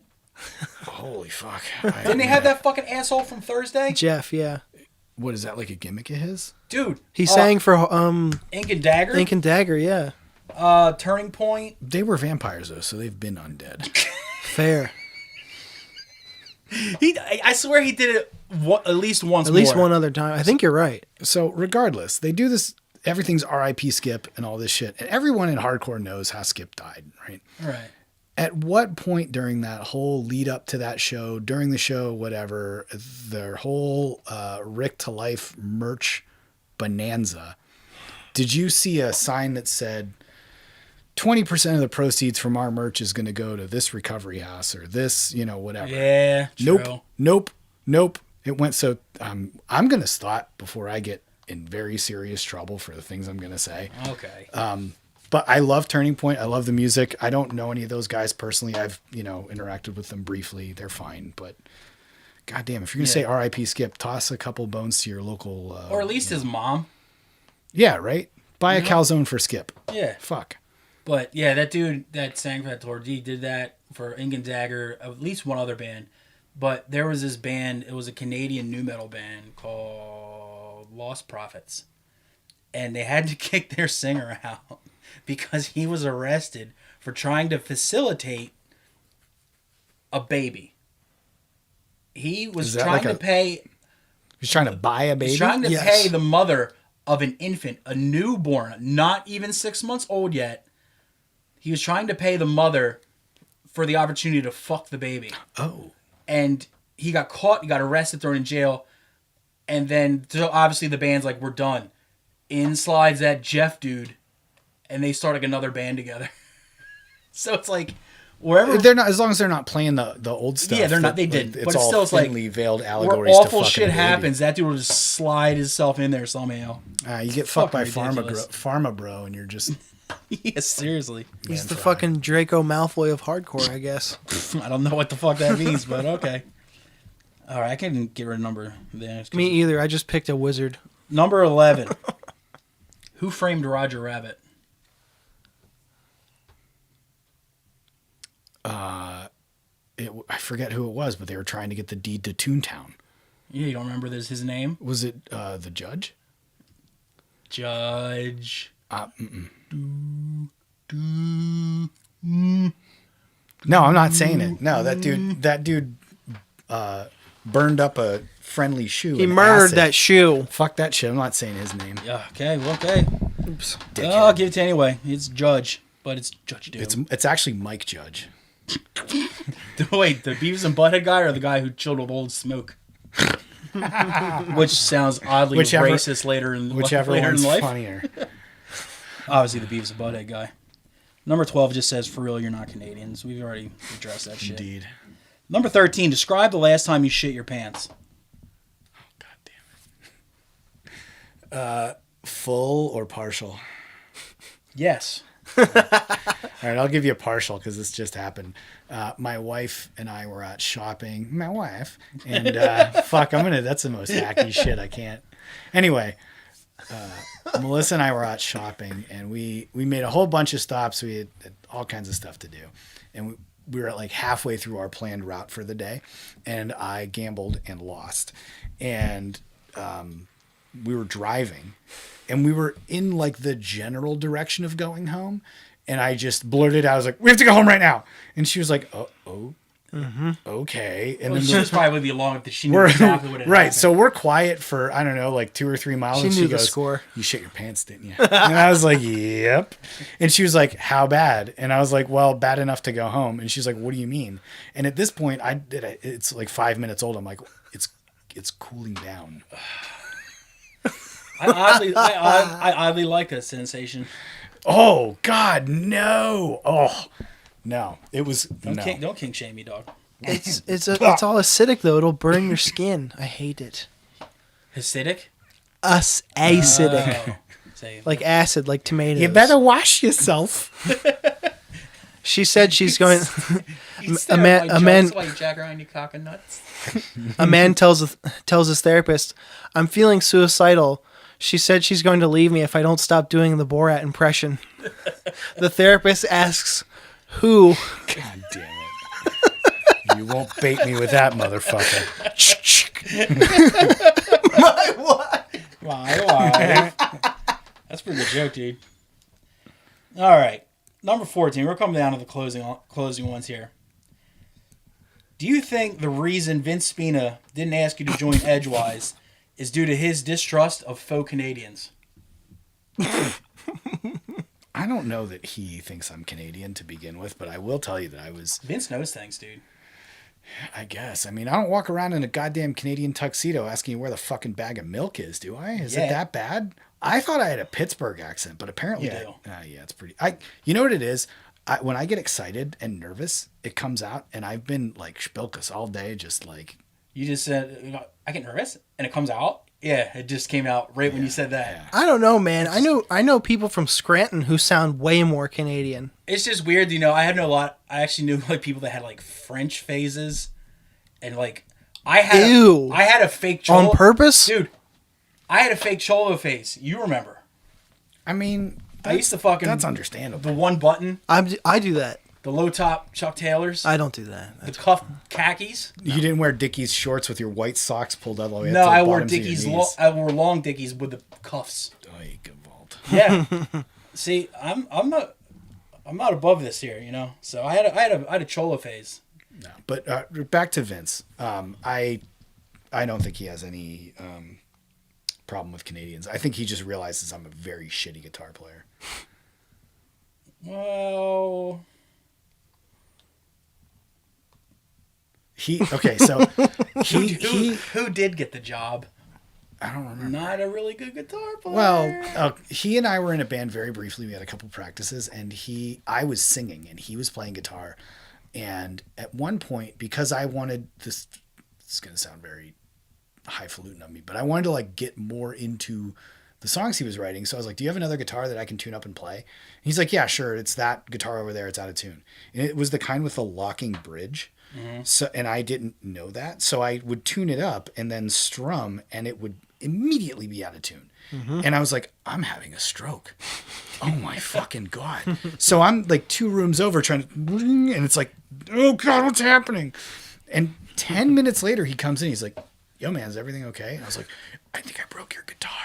And then he explained it to me. And I think at that point, he was probably just like, this guy's a fucking moron. Was he like, who's walking on the bridge of your guitar? Pretty much. This dum-dum's tuning with the fucking tuning keys up here. Yeah. They're down here, stupid. I don't fucking know that shit either. Exactly. I picked the right instrument, the one I don't have to carry shit or do anything. This is the drums. This is a question that we've had on every single one of these. And no one ever gets it right. Because everybody's a fucking poser. All right? Okay. This is the last question. Is for all the fucking Greckles in the world, dude. Finish this E-Town Concrete lyric. I love chicken and I love liver. I got nothing. Oh, man. Meow mix, Please deliver. Fuck. Jesus. See, if I'm you sad. when you speak it, it gives me nothing. But especially if you can give me a little kitty cat. See here. My cats are vegan, so I can't. I'm completely kidding. Jesus Christ. They do. The one cat does have to eat. I hope those are all falling on my fucking head right now. Jesus Christ. Call Zelensky. We need a couple of those bombs back. Fucking. Ugh. Why you gave me an X for that? God damn it. Why couldn't I walk all over to that joke? That one stunk. The other ones were great. Fucking hell, dude. Oh, Jesus Christ. Who's walking on your jokes, Dennis? Whatever, you get 1,000,000 points. Sick. Should we get into some homework, bud? Yeah, man. What do you say? Well, we have an unprecedented thing here. Dave here, being the overachiever that he is, said, hey, man, what's homework this week? And I gave him the fucking homework. Air and Excellent Ill, job. #1 Stan. So Boom. he didn't do the comedy special or the podcast because he just had too much shit on his plate. And he only fucking asked me this shit like 3 days ago. So Sounds like a lot like an excuse to me. he only had like 3 days to do this, but he did it. I dude. stole a fucking HBO Max password so I could discuss this place rules. So That's Worth true. it? no, that documentary sucked. I watched it on the stolen password too. Garbage. Yeah, we're real punkers, dude. Take that, Fat Records. But I'm very upset with you, Thomas. Let's talk about the Gary Goldman special first. Oh, yeah? Yeah, it sucked. You thought it sucked? Yeah. It's from 2002. It sounds like it's from 1982. I have expected him to look up at the TV and see him wearing a blazer with a turtleneck and jeans. I like Gary Goldman. Like, I think The Great Depression is a great special. You liked the Great Depression? You didn't like that? No, it was just... It was dated for 2002. Like, it was... I warned you. It was 2002, and he's like, what's the deal with email? And you're like, oh, God damn it. And it was a half hour, and it was a long half hour. And it sucks because, like, I do like him. I think he's a funny guy, but I did not like that special at all. Okay. Fucking Fair 0 enough. out of 10. No, you know what? Since I do like his later material, I'll give him a 1 out of 10. I know it's really Great. fucking saving it. But what I'm really mad about is the music it gave me. Alright, Orthodox, that was new metal. I was worried you weren't going to like Sounds it. of Loss, yeah, it sounds like Slipknot. Yeah, that's exactly what I would It say. sounds like Slipknot if they couldn't afford to have those two dudes banging the trash cans together. That's what Slipknot sounds like. Yeah, if you took that and just put in some dudes like hitting like trash can lids. If you took that band and mushed them in with a Blue Man Group, that's what Slipknot sounds like. Only they're not as blue and badass as the Blue Man Group. But I tried. I got 3 songs in, and I was just like, this. Maybe it's my age. You know, new metal could never fool me. But I was like, yeah, this is just for. This is some main stage Ozfest in 2004 shit. I listened to that whole thing, and it gave me Fest headliner vibes. But it also, like, it kind of took me back to a time in hardcore where bands didn't write songs. They just wrote parts of songs and then just kind of threw them together. I've done that. So it sounded to me like whatever band group chat these guys have, they would just be like, all right, we're practicing on Tuesday. And listen, when you get to the spot, whatever we're writing is what you listen to on the way over. And they were just like, all right, you. And it's like blast beats. You. Okay, mosh part. And they just put them all together. And, well, I guess that's a song. Or else they came up with like each guy came up with one part they liked, and instead of working on things such as transitions, or maybe we should save this for another song, there's like, oh, we got 4 parts, mush them together. There you go. Yep. And I mean the one positive I give is the production's nice. Like even the artwork was kind of bad, and It is plain. and I remember I've played with that band. And kids were fucking stoked, so that's something, you know. But it's new metal, and I don't like new metal. And I'd say 1 out of 10. I did not enjoy my time with it at all. Yeah. I definitely thought you would have given him a pass because you've played with so many bands like that. But as soon as you said that thing about new metal last week, I was like, Well, maybe it won't go over. Yeah, you gotta roll the dice, man, because you never know. Fair enough. I mean, where are they from? Because the other Nashville. thing, okay, I was gonna say they struck me as a place that they struck me as a band that came from a place that didn't have like a very well established hardcore scene. Like if they where they might have been the only gig in town. Yeah, like you know what? We're just gonna do a little bit of everything. Fuck it. Well, that's what. Not to suck our own dicks, but when I was in Dead and Buried, we were the only guys in Delaware. Like there's plenty of hardcore kids, but most of them weren't doing anything or starting bands. So we were the only game in town. So I guess that's why we did so well there, because you didn't really have any other options. Occasionally a Hard Response would get back together. And other than that, you had no fucking option. So My Body, My Blood. yeah, occasionally them, before their singer moved on to White Power. But yeah, it's just, yeah, I think Dave's right. It's like, seems like the place like where they were like the only band in town, so everybody kind of is like, fuck yeah.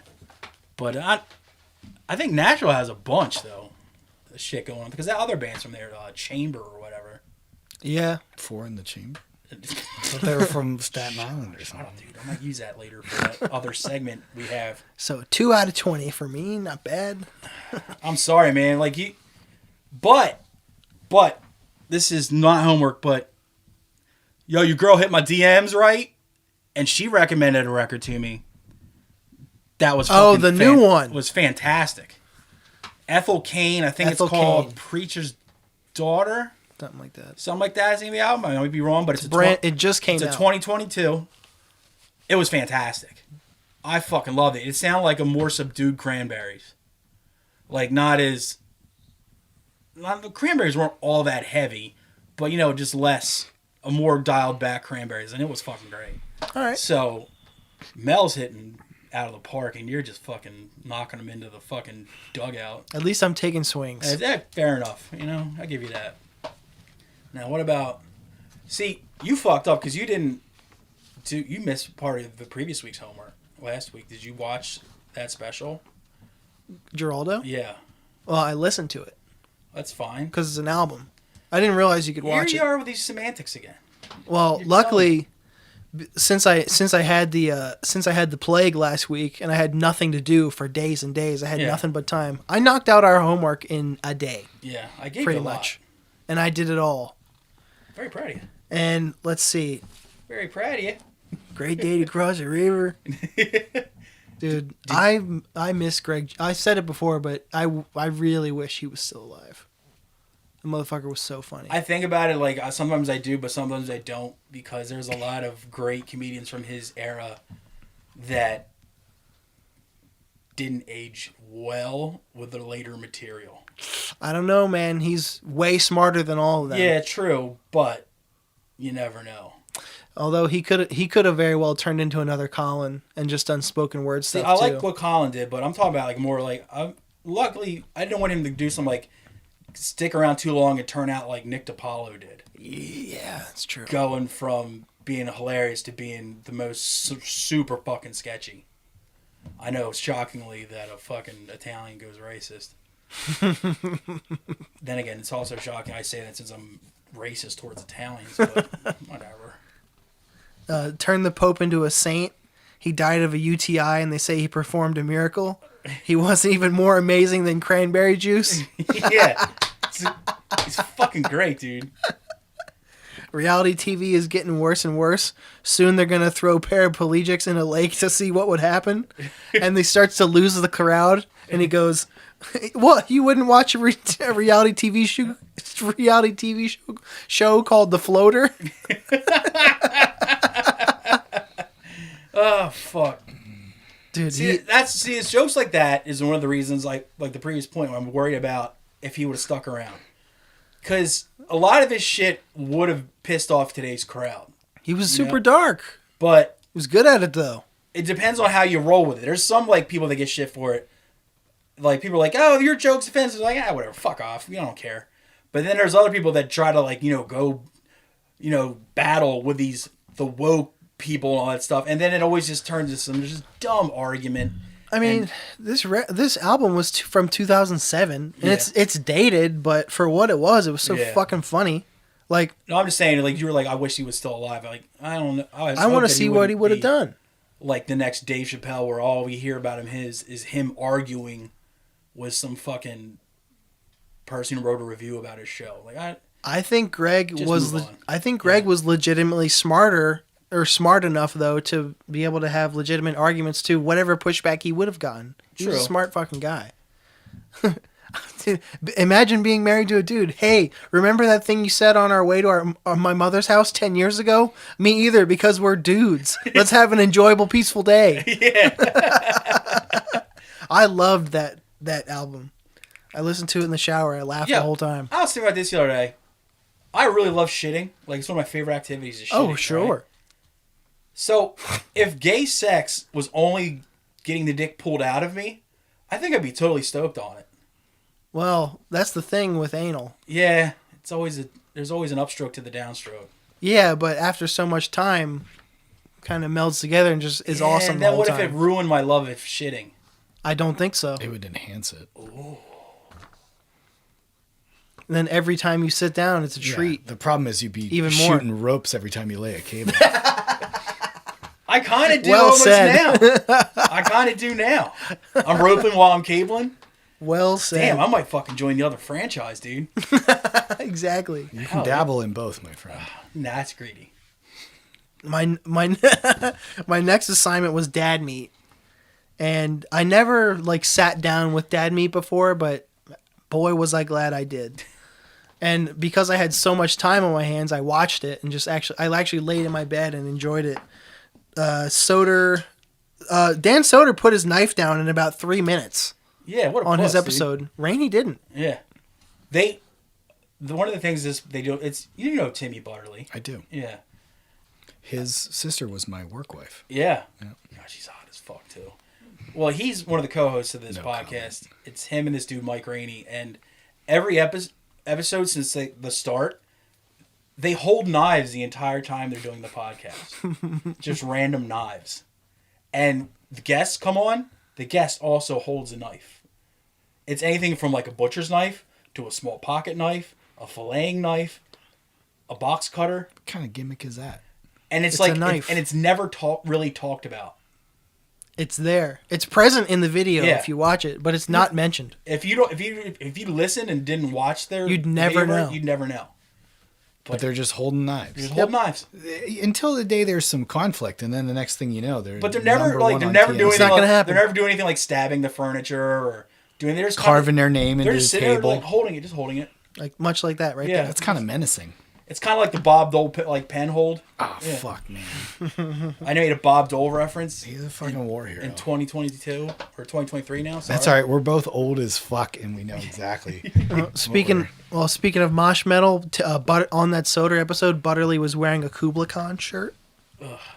McCusker of all things, what made me laugh the hardest was when he was talking about spooning at night.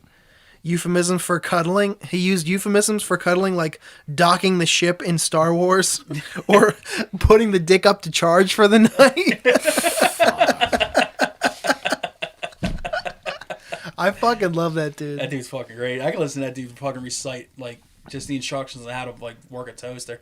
Yeah. Dude's fucking hysterical. And then speaking of Mike Rainey, I actually really enjoyed Little Stinker's podcast. Not Lil Stinkers. Little Stink. He does the other host does a second podcast with a couple other dudes. It's called Lil Stinkers, and each one it's about serial killers. Certain serial killers, and he kind of goes with like the kind of unknown ones, but it's just them making fun of serial killers. It's it's ridiculous. When I first started listening to podcasts, like everybody, I listened to true crime and I found Last Podcast on the Left, and I was like, oh, people make this funny. Yeah. I enjoy laughing at this, etc. But I just like the formula of like he's like, all right, this is this guy or girl. These is who he killed. This is his crimes. This is how he would go about doing it. This is his MO and all this shit.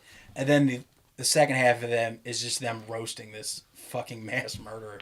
there's almost no outline. It's great. Yeah, it's pretty fucking... And for a show about such a beaten to death topic like serial killers, Yeah. with no outline, that's two things against it, kind of. I was entertained the entire time. Yeah. And I was like, this might be my new favorite podcast. You just love his fucking dad jokes that he throws in all the time. Like He's the fucking good at it.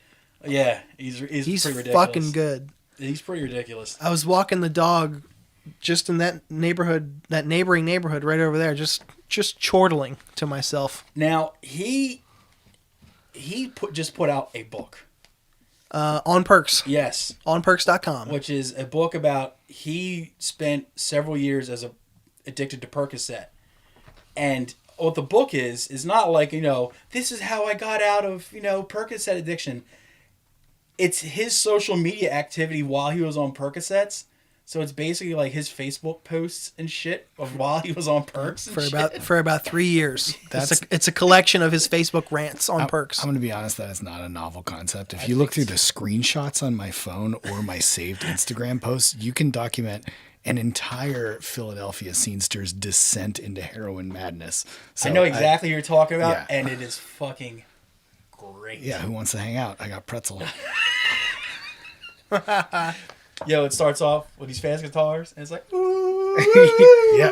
yeah. I got his prank calls. I got everything he posted. And what makes your crabs so great? What makes your crabs amazing? I didn't save that in any kind of malicious way. I genuinely love this person and find that shit equal parts horrifying and entertaining. God. So I don't mean to take the shine off that guy's book, but yeah. I can see why it's not your first pick of like, oh, that might be funny to read. No, and this person's descent into madness was very well documented. Yeah, it was. We're not gonna fucking. Let's talk about it off the pod, maybe. Yeah, Okay. it'll be an off-pod subject, but Off mic. shout out to him anyway.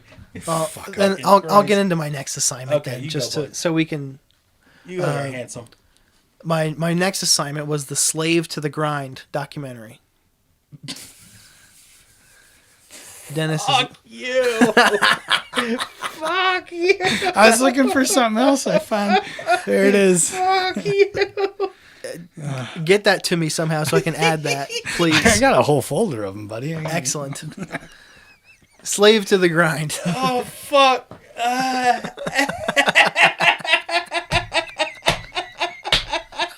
I've seen that picture like 7 million times and each fucking time. I think I saw somebody turn that into a piece of tile and they were putting it up places. Fucking hell, dude. In public.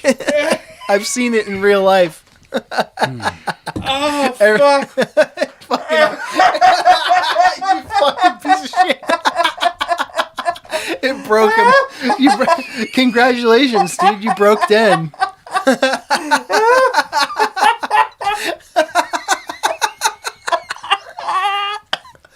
Oh, shit. If you're only listening, it's a naked photo of Mario. It's an 8-bit depiction of An Mario. 8-bit photo of Mario.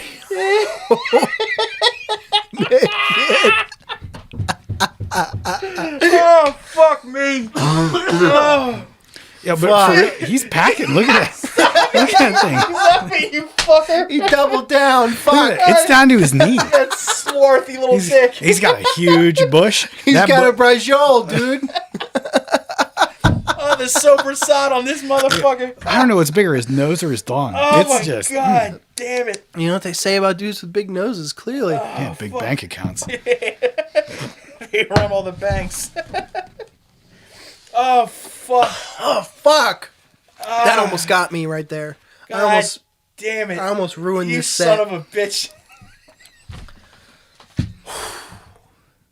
So anyway, slave to the grind. You watched it too, right? Fuck yeah, I did. And of course, my wife asked me a million questions through. Who are these guys? They're gonna tell you. Why They're the fuck? fucking tell you? Why the fuck do girls do that?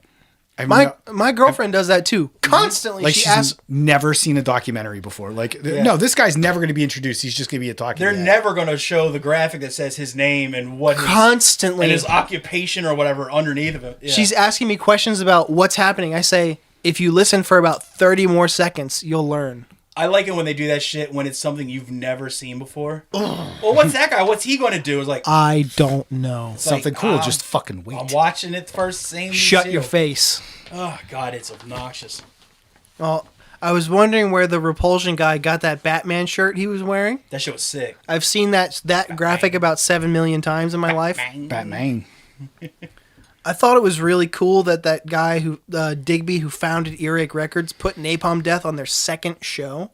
Yeah. In 1983 when they were 14 years old. That was pretty sick. If you ever want to read something that's just gonna fucking fuck your brain up and confuse you to no end, just read the Wikipedia biography of Napalm Death. I bet. And your head will explode. Let's see. I also put down that band Siege is tight. Siege is dope as fuck. Unreal.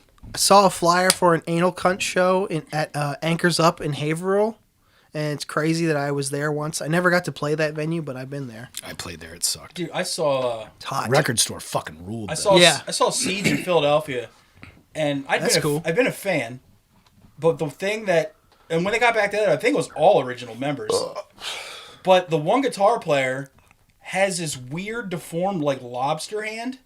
I'm like, first off, it's impressive that anybody can play that fast, but if you can play that fast with barely any fingers on one of the hands, like it was pretty much a thumb holding a pick against a knuckle, and he was just like fast as fuck. I was like, that is impressive. Life finds a way. That is fucking impressive. Let's see. Balls in your court, Jamie Abreed. Grind aside, Discharge was the worst band I've ever seen. Yeah, they're not good. Unbelievably terrible. I did not know dicks were allowed on YouTube. Oh, There was yeah. dicks. If you pay attention on their live set, there's dicks all over that, Oh, yeah. that set when they were From naked. that, Oh, and they were in Canada, so they were Yeah. probably Earthworm Jims, Report chips. A little uncut. unaltered. Fucking just hanging out in the Sarlacc pit. Yeah.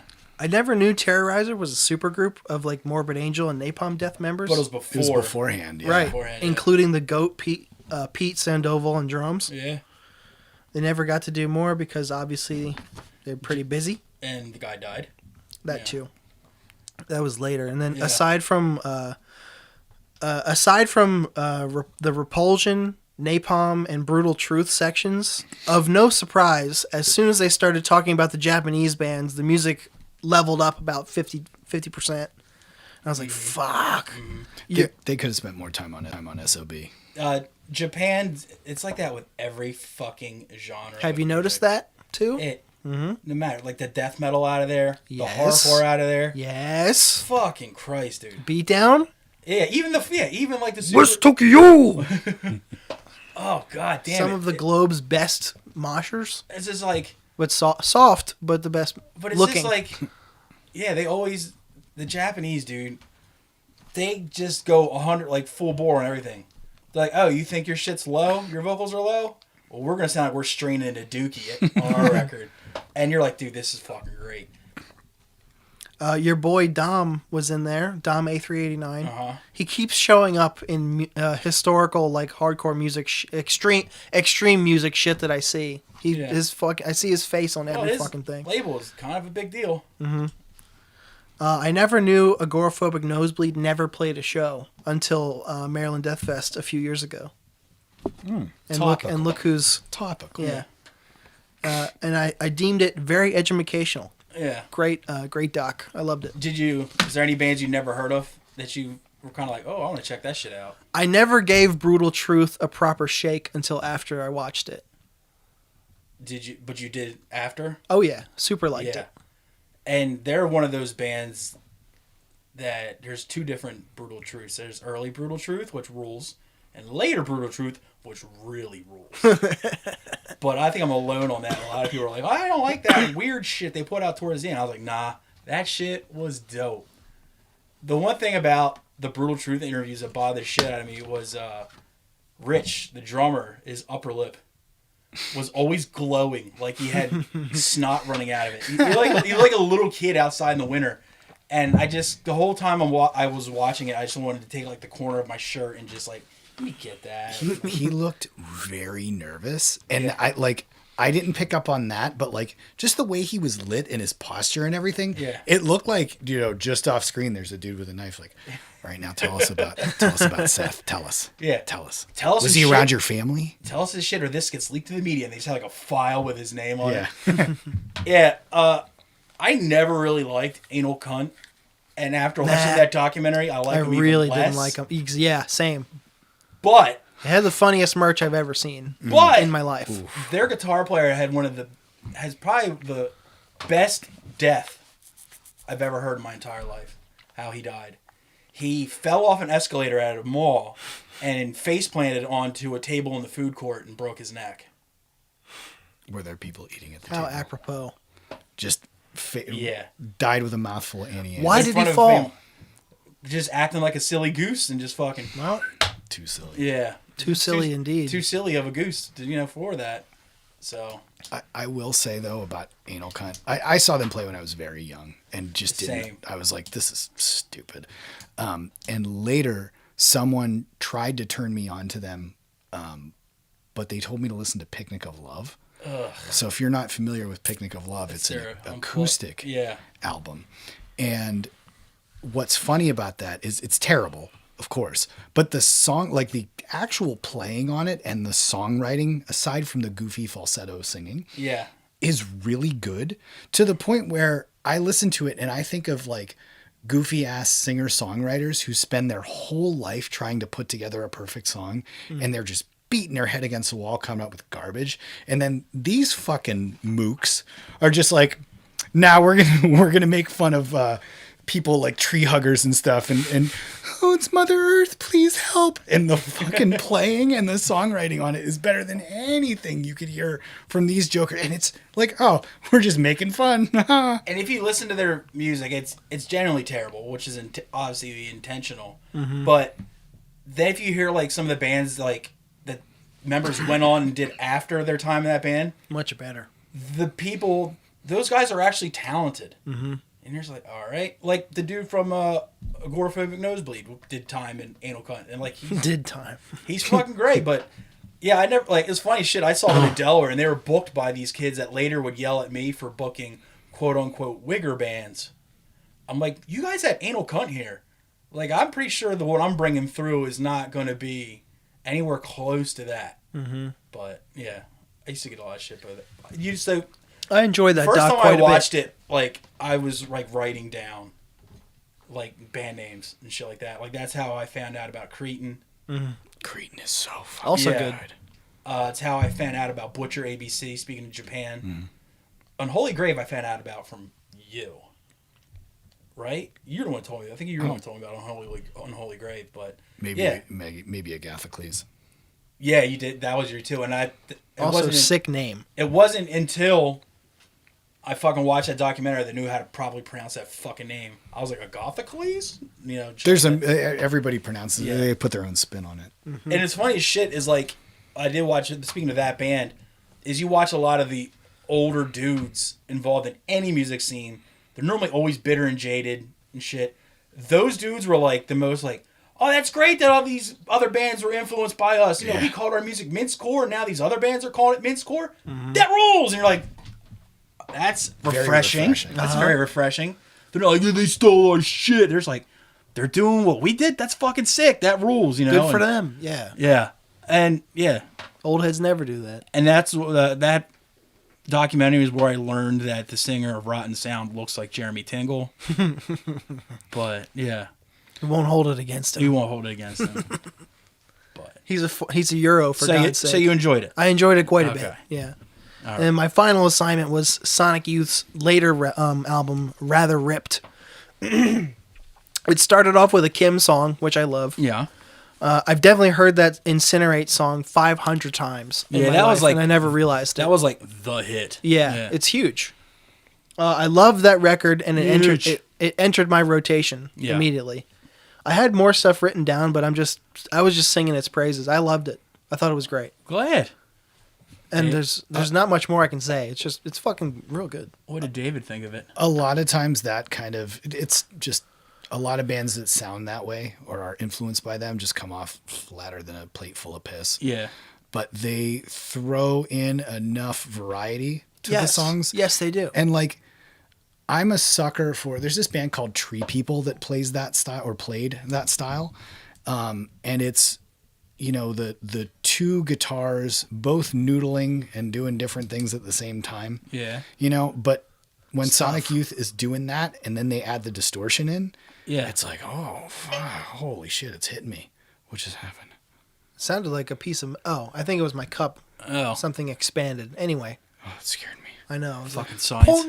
In a room like this, that's somebody just picking something out of the tooth of my chainsaw here. Yeah, Fuck. They're one of those bands where you can tell everybody's really great at their instruments. So when they're just making god awful noise, then they bring it back in. You're like, oh yeah, these guys are really good at their fucking instruments. Yeah, it goes to show. Yeah, this is a shame they broke up, but I don't better putting out going out on stinker records either. So No, they've been around for a bajillion years too, so they did their time and then some. I used to get shit for liking that record because it wasn't like the glory days Sonic Youth shit. You know, when they're on SST before they fucking sold out, and like, nah, dude, the later shit is just as good. Can you argue with the riff and the bridge of Turquoise Boy? Dude, when that so shit good. kicks in? Yeah. I love that song. Like, no matter how like later on in the records they got, they still reminded you like how they got there in the first place. You know, like what it was all about. And yeah, like you said, there you have a shitload of imitators, but no one really ever came close. Mm-hmm. Now I feel bad for disliking the record you gave me because you don't like them.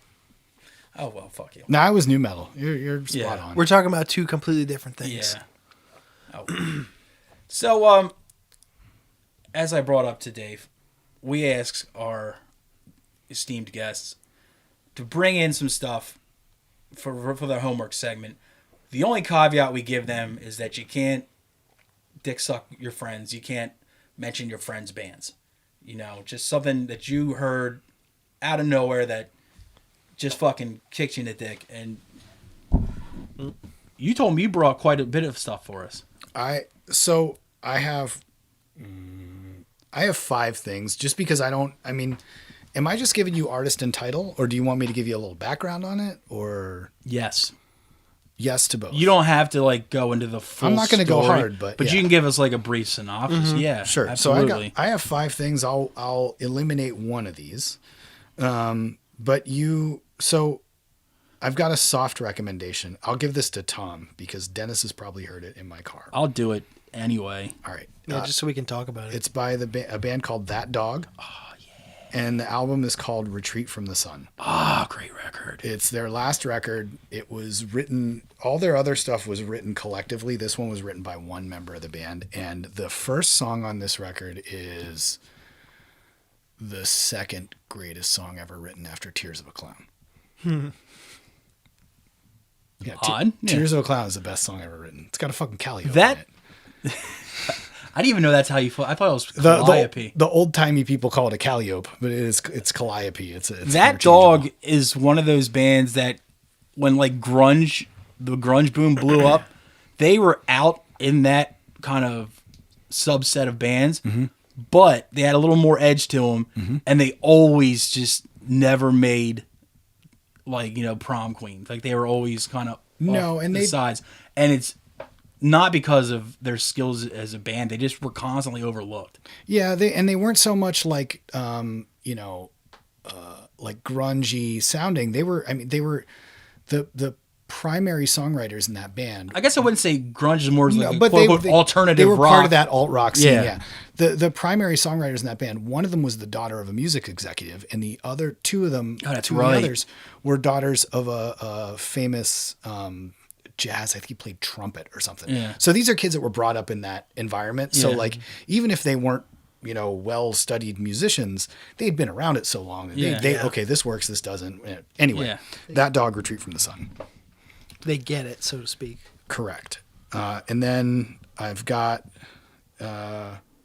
this came out in 2022. It's by a Swedish band you guys mentioned. Oh, fuck. Am I going to be able to pronounce this? Yeah, it's called Exploator. EXP. Great. LOATOR. T-O-R with umlauts over the second O. You've actually showed me this band. Yeah. The record is called Blind Elit with no E at the end of Elite. Actually, I know this band. I have not listened to that record. So they are a Swedish disc-beat supergroup. Explain disc beat to the lay person. Sorry. Disc beat is the discharge beat. The D. Okay, gotcha. D beat, downbeat. Yeah. Yep. The Motorhead beat sped up. Yeah. Yeah, the D beat. Yeah. Yep. So they've been in every popular. I didn't know that they were a members of type band.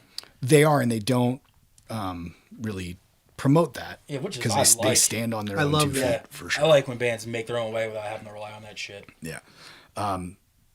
The others, to go back to Slave to the Grind for a second, Yeah. they talked about Nazem. They didn't talk about Kriegshot. Oh, Kriegshot? I remember Kriegshot. Yeah. So war threat is the translation of it. That band was like same dudes. But they're doing like they did more. It was more hard. It was just blasted out. It was just as grindy as Nazem, I think. They didn't mention that, but They anyway. used to have these compilations that I used to always find of like Euro hardcore, and it would be like 35 bands for like $6, and that's how I first heard Kriegshot or however you So they were, pronounce it. but dudes from Kriegshot are in Exploator. And that one dude that died from Nazem or Nazem, He sang in Krieg. Yeah.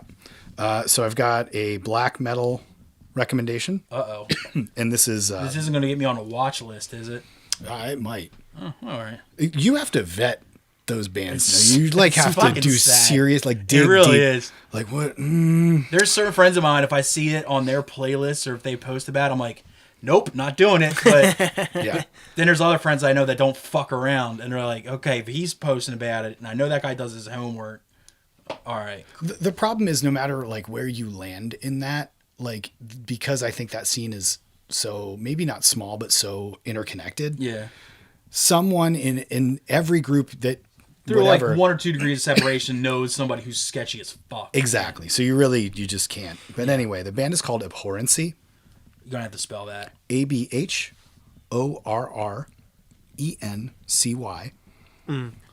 And the album is called Climax of Disgusting Impurities. Fuck yeah, I like that. And it's black metal, but there's actual riffs to it without getting too into it. Is it like that fucking produced on a boombox sound? No. Occasionally. Nice. There and then there's a very interesting vocal style that I will not tip my hat to, but when you hear it, you will lose your fucking mind. Okay, good. 'Cause I've heard of abhorrence before, but never abhorrency. because that's one of the things that throws me off about like black metal. I like bands that are blackened versions of other genres. I like blackened punk, blackened hardcore, blackened metal. But black metal is like most of the time it all just kind of blends, It sounds like which is really hypocritical coming from someone who loves grind and death metal. But yeah, I know what you mean. Yeah. it's all It's tough. pure treble. We know recorded what's on a good. booms box, and it has that vocal. So you're saying it says something different vocally? I'm in. Yeah. Like, I'll definitely be into that. And then the last one, another Swedish band. God damn it, David. I'm sorry. And this Yeah. yeah. This band's name is 1000% cancelable, but they were around in the 80s, so you can they're called Raped Teenagers. It's not that bad. Pretty bad. Let me put it this way. If you had a Raped Teenagers shirt, would you wear it in public? If it said that on there, I certainly wouldn't. I have a shirt I won't wear in public, and it's a mutilated veterans T-shirt, and that's not even that bad. Oy vest, man. So yeah, like let me put it like whenever I What's type the name of the record? Craftens Kraftans Chlor KLOR. It is literally the worst band name ever. Yeah. But the music is completely unhinged. That's the Okay. only way I can describe it. I like this. It's hardcore punk, but done by schizophrenics. Okay, I'm in. Well, most of the shit you've always recommended me in the hardcore punk genre from Sweden and Finland and all that is normally good. I just first off, thank you for getting band names that I can spell, Oh yeah, no problem. pronounce. Because normally you're like, yo, check this shit out. I'm like, That's not even a letter, dude. That's fucking cuneiform or whatever you pronounce that word. It's like, Jesus Christ, Dave. I stayed away from the Finnish bands where it's like 4 vowels strung together and you're just like, that's an eye chart. That's not a name. Because there's times like you'll post shit and like one of the first questions I'll be like, yo, would I like this? You know, and he's like, yeah, you should check it out. I'm like, pronounce that name. I fucking dare you. And someone is like, I'm like, they're not in Hebrew. It's like, I can't fucking find that. So I don't even know how to say it, but all right, I'll listen to all 4. Tom, you can cherry pick all you want, or you can do all 4 and be a man. I may as well do all 4 because he's got no comedy for us. Yeah. I don't fuck with yeah, comedy. And the podcast, I listen to like 2 wrestling podcasts. It's very basic of me. And dogs. Not any stand-up Actually, at all? you know what? I don't. I have a bunch of George Carlin LPs. I've tried. It's just, you can't get through it. I tried to get him to watch Ari Shaffir's Jew. And I couldn't get past the way he held the microphone. Yeah, That's shocking to me. He's a weird. No, he's a little goofy with that shit. He held it like I like it. He goes like this. Yeah, but there's something with his fingers where it looks like it's irradiated, and he's like just trying to only expose 2 of them. He holds it with the meat of his palm and his thumb. Yeah. He doesn't hold it with his fingers. He always puts his other arm like this. I noticed As someone who loves Canada, I'm giving you one piece of homework. Okay. It is a comedy special. It's an hour long. It's on YouTube. It was my best of the year of last year. Phil Hanley, Ooh La La. How do I spell Hanley? Hanley. Mm-hmm. It's phonetic, yeah. Yeah. And it's actually less than an hour. He has the same accent you do. It's easy to digest. So he's from Pittsburgh. No, he's from Canada. He's from Canada proper. He's a real. He's Canadian. He's a real dog though. He's a Canuck. You sound like Eastern Canadian. The fuck out of here. Eastern Canadian is French. I'm not French. No, you be surrendering, dog. You be surrendering sometimes, dog. I do be retreating. I do be retreating. I do be neutral as fuck, bro. And that's Switzerland. Never mind. Yeah. Well, do you want to assign first, or do you want me to assign first? I'll assign first. Okay. I've got an LP that we've talked about. It was on my top of last year as well, and that's Cannon's Fever Dream. I'm curious to hear your thoughts about it. And I was actually just going to do that just because it was your favorite Johnson's. Well, now it's time because now it's officially assigned. Nice name that you can totally remember. You can easily find it. Let's pluralize it. And comedy, I've got Paul Mooney. The special is Jesus Christ. The special is Jesus is Black. Also, it's on YouTube. Paul Mooney hates white people so much. And normally I don't give a fuck, right? I get it. He's so but there's sometimes Paul Mooney, funny. sometimes he'll say shit and I'll be like, hey, man. Like, I'll be like, Jesus Christ, dude. Like, I can take a joke, but fuck, dude. But yeah, he is ridiculously funny. Now, What's the name of it? It's called Jesus is Black. Is Black. Now, you might that would get you in trouble in 2023. Historically accurate. Yeah, would it? I think. Well, it depends on who's saying it. If there's a guy with a sneaker line who fucked girls with fat asses. Now you might have to watch it. That is accurate though. You might have to watch it in chunks because it's an hour and a half. I can do it. But I'm a man. It's funny, so fucking better be. You can do You're it. fucking batting zeros right now. Fine. All right. Damn. Now, on that note though, I haven't. All the comedy I've been listening to lately is either been assigned by you or shit you've heard numerous times. So I don't have any comedy this week. I'm bringing to you 2 hardcore records that are very divisive records. Mm-hmm. They're very divisive. And what I mean by that is people that listen to these either love them. I got a fancier pen. Don't use that free bank pen bullshit. Is it from the bank or is it from my mom's church? St. Barnabas Episcopal. Fuck. Shout out to use him. the holy pen.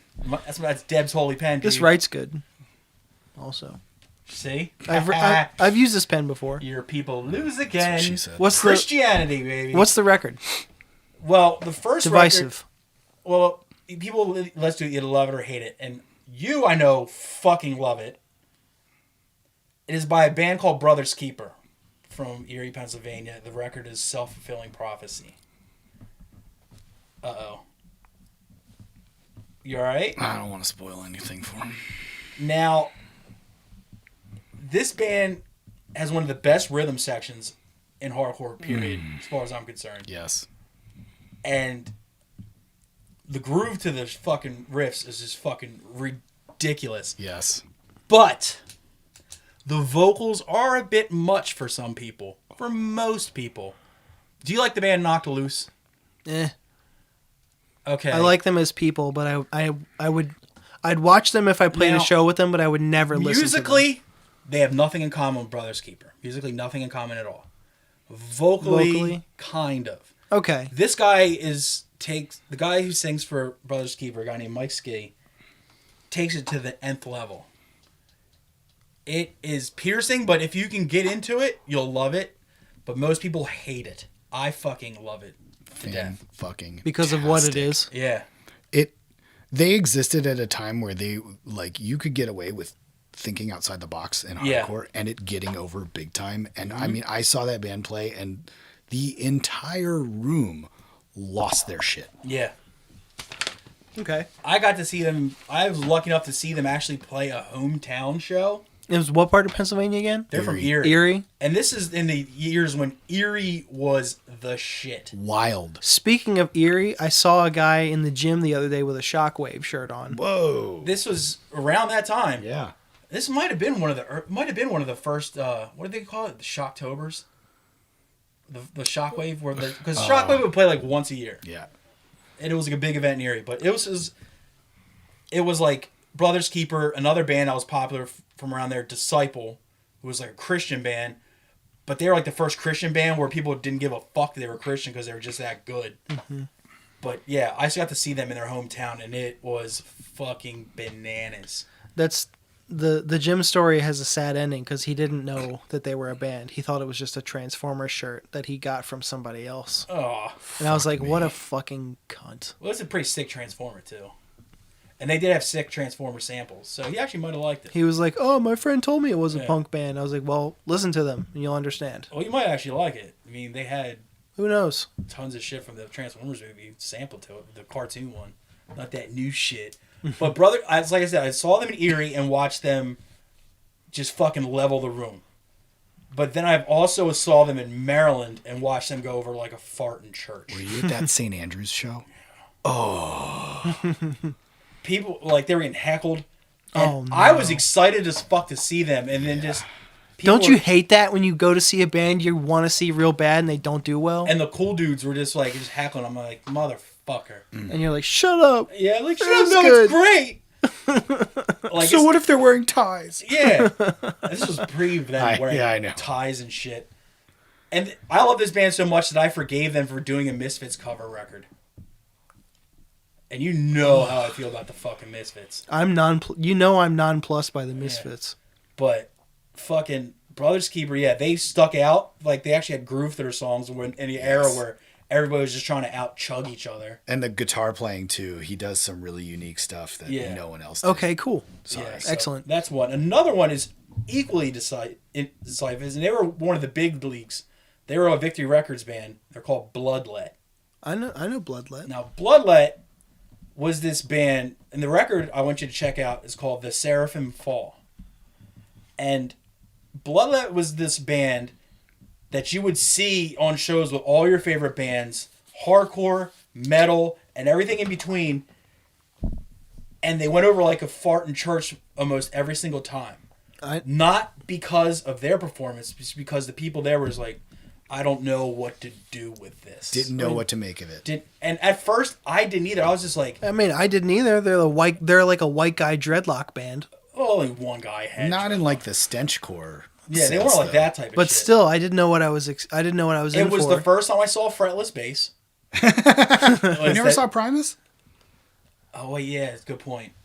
I did see Primus and Sausage before I saw Bloodlet. Wow. But, yeah, you would see them. They play these great shows where you figure, if you thought about the shows they would play now, like those shows back then, you're like, oh, they probably killed. No. They were a pizza band for sure. For most people. But the people that stuck around and didn't go to Wawa while they played, or didn't check the merch tables, were just like jaw drop. They are fucking one of the most musically talented bands ever. One of the things I think that bummed people out is they never played fast. They rarely played fast. They didn't have like breakdowns. Like they were just completely unique and but super fucking heavy, super grooved, super like groove oriented and just evil sounding. It's like psychopath music. And yeah, it's just a band that like the people that love them are fucking diehard into them, but most people just kind of let them go past the wayside. But that record is fucking one of the best things Victory put out, as far as I'm concerned. Is that like the gray covered one? It's black with like the green outline on the letters. Okay, never mind. It's awful looking, but It is. it's a great record. It looks like a shitty video game cover. It does. It really fucking does. It looks like the cover looks like the thing like like before they have album art and they're like they'll have promo for the record. It's like not final but album art. Sick of it all. And then they just 23rd LP. Yeah, and it's like then like okay, it's like this is not the final artwork. Like in parentheses, but then they just like we're just gonna go with it anyway. So it looks like it would be Reptile's album artwork or something. What Reptile from Mortal Kombat? From Mortal Kombat. Yeah. That's actually pretty shockingly accurate. Like now I can see him like if had him like leaning from behind the talking tree, just like maybe it was a missed opportunity. It's true. We'll bring it up to him, but yeah, those records, like I said, you're either gonna love them or you're gonna fucking despise them. But as a drummer, I think you're gonna love them. I'm in. But that's what I assign. And do you have anything else for the people out there, Dave? Do you have anything you want to plug? I don't have anything to plug, but a buddy of mine died 2 years ago, Christmas week.